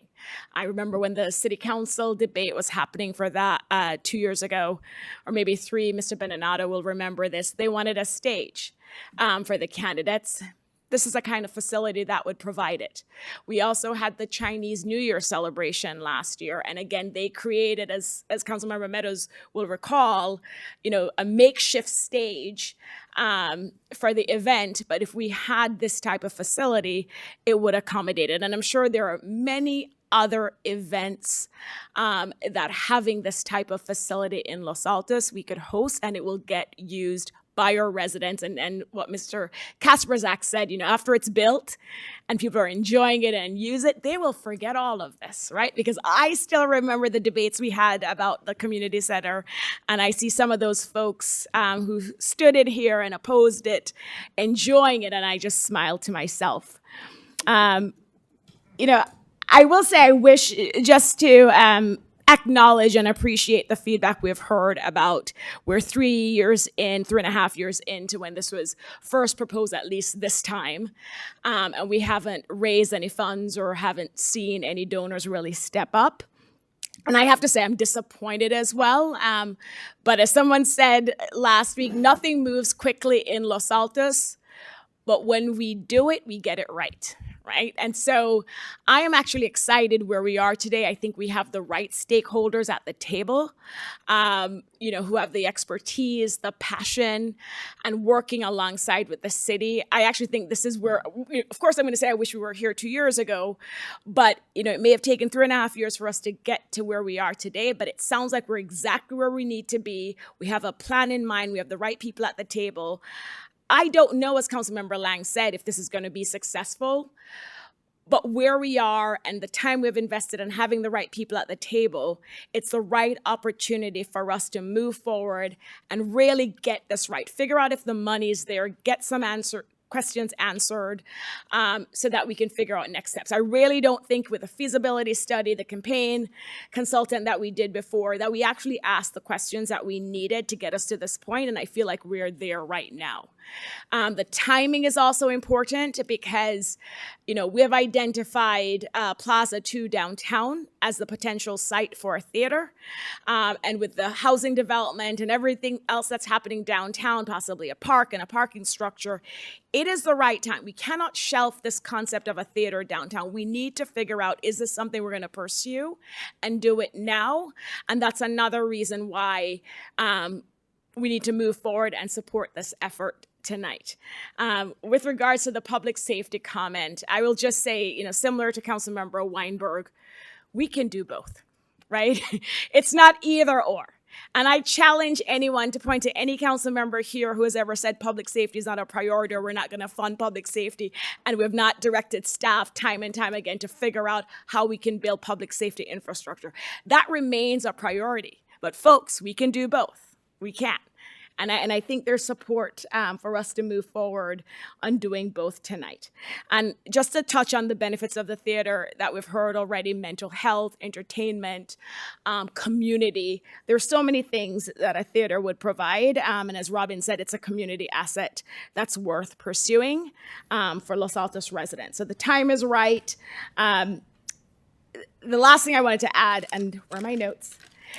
With regards to the goals, and this is from Mr. Karnasek and maybe Krista, it doesn't have to come back to council, but I want to underscore my concern that a year from now, I really don't want a report from staff or the steering committee or the campaign consultant saying, we talked to 10 people, we're still exploring.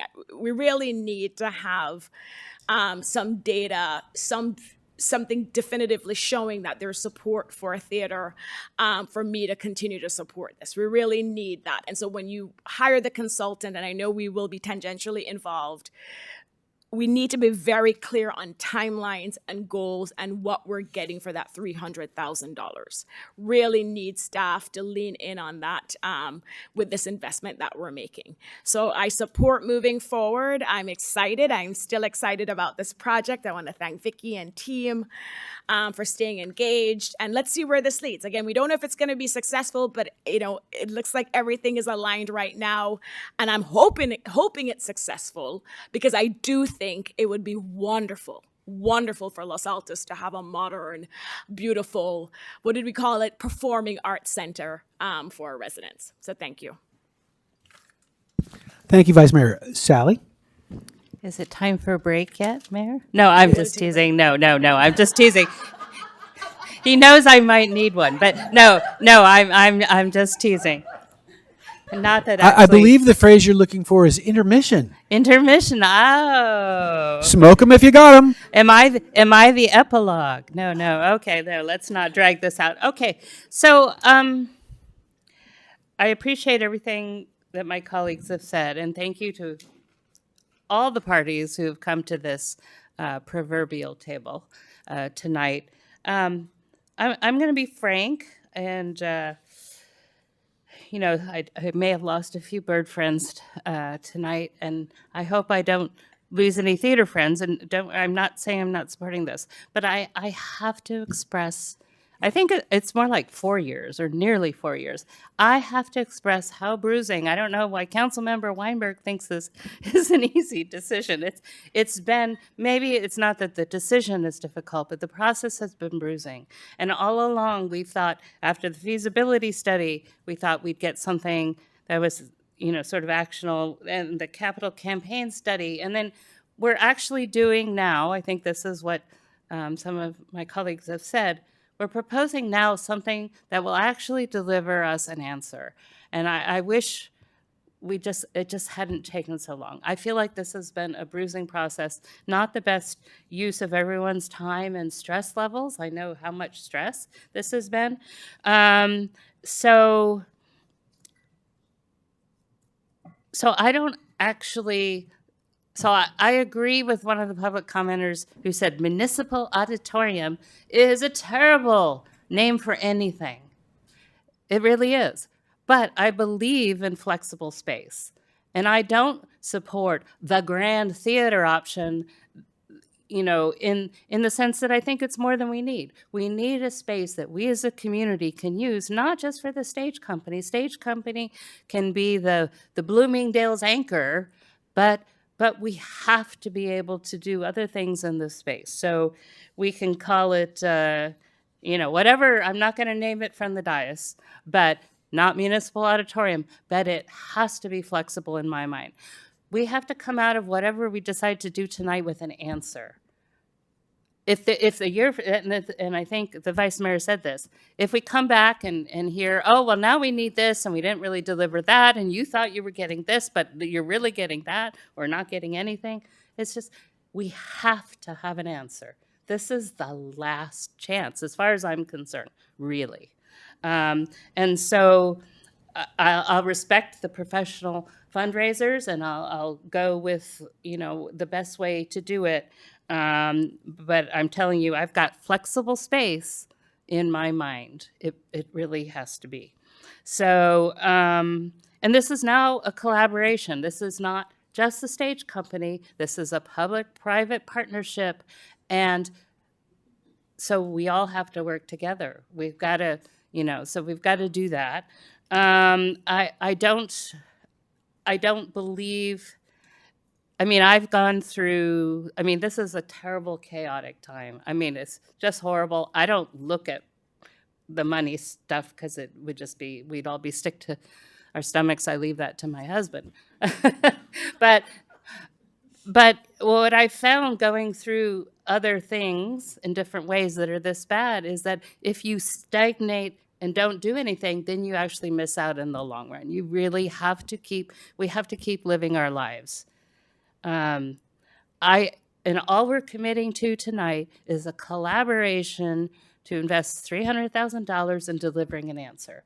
That's what I'm supporting tonight. I'm not supporting anything beyond that. I'm willing for us to invest in that answer. And if we don't come up with that a year from now, then, you know, my patience is just going to be gone. So push comes to shove, let's make it happen. Thank you. All right, so I will, it sounds like we have consensus to support the $300,000 investment. Yes, city manager. Sorry to interrupt. I feel like a motion's coming. Yes, it is. Yes. So we will need to bring a resolution back to council on consent next week. So I'm just being responsive to all council members saying they didn't want to see it again. I'm sorry, 2 weeks. So we're going to bring a resolution back on consent. We do need a motion tonight, all right. But we'll need to bring a resolution back that captures the conversation this evening and make sure the title of the staff report and the resolution are in sync. That's fine. And as to naming the building, you know, I figure that's the first thing the development consultant wants to have in their pocket to dangle in front of the biggest check writer they can find. You know, yeah, it'd be the Pete Daly Civic Performing whatever. Well, I was thinking of the Sally Meadows Performing Arts Center. Yeah, there you go. All right, Sally, we'll each write big checks, right? So I will entertain a motion to make the $300,000 grant to the Community Foundation to incubate this project.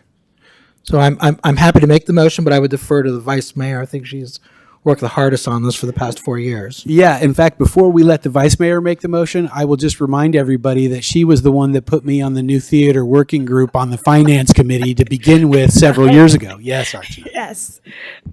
I hope I get credit when there's victory. So no, Councilmember, I'll second it, but I was totally fine if you did. So I'll second the motion. Okay. Mayor, I move that the council allocate $300,000 to the Los Altos Mountain View Community Foundation to hire a capital campaign firm or individual. Second. Is our electric voting system ready? Oh. Place your votes.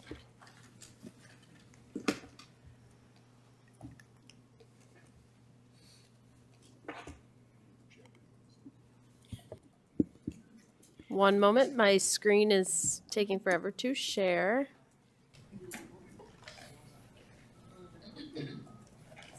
Motion carries unanimously. Excellent. Thank you, everybody. So, number 9 is an informational item, tentative council calendar. The final thing would be council and staff reports. We did have a 2x2 meeting with Cupertino Unified School District and Fremont Unified High School District yesterday.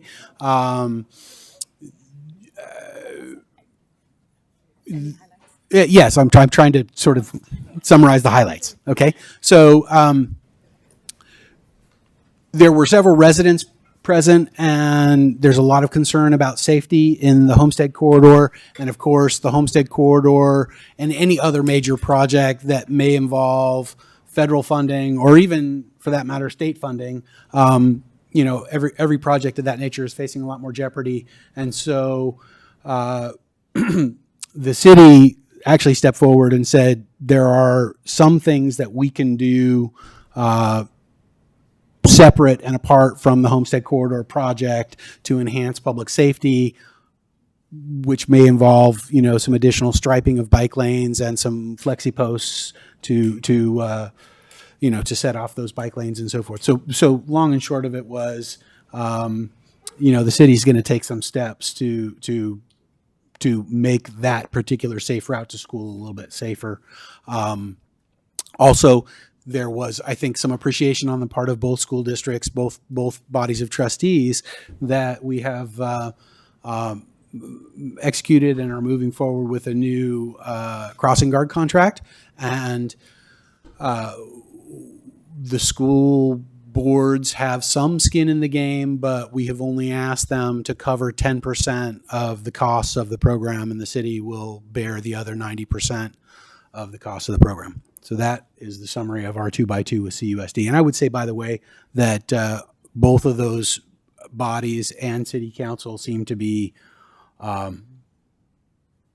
seem to have a great rapport right now. So I don't know, Gabe, if you have anything you wanted to add about that meeting. Okay. All right, that's my report. Any other meetings to report out on? Yes, Sally.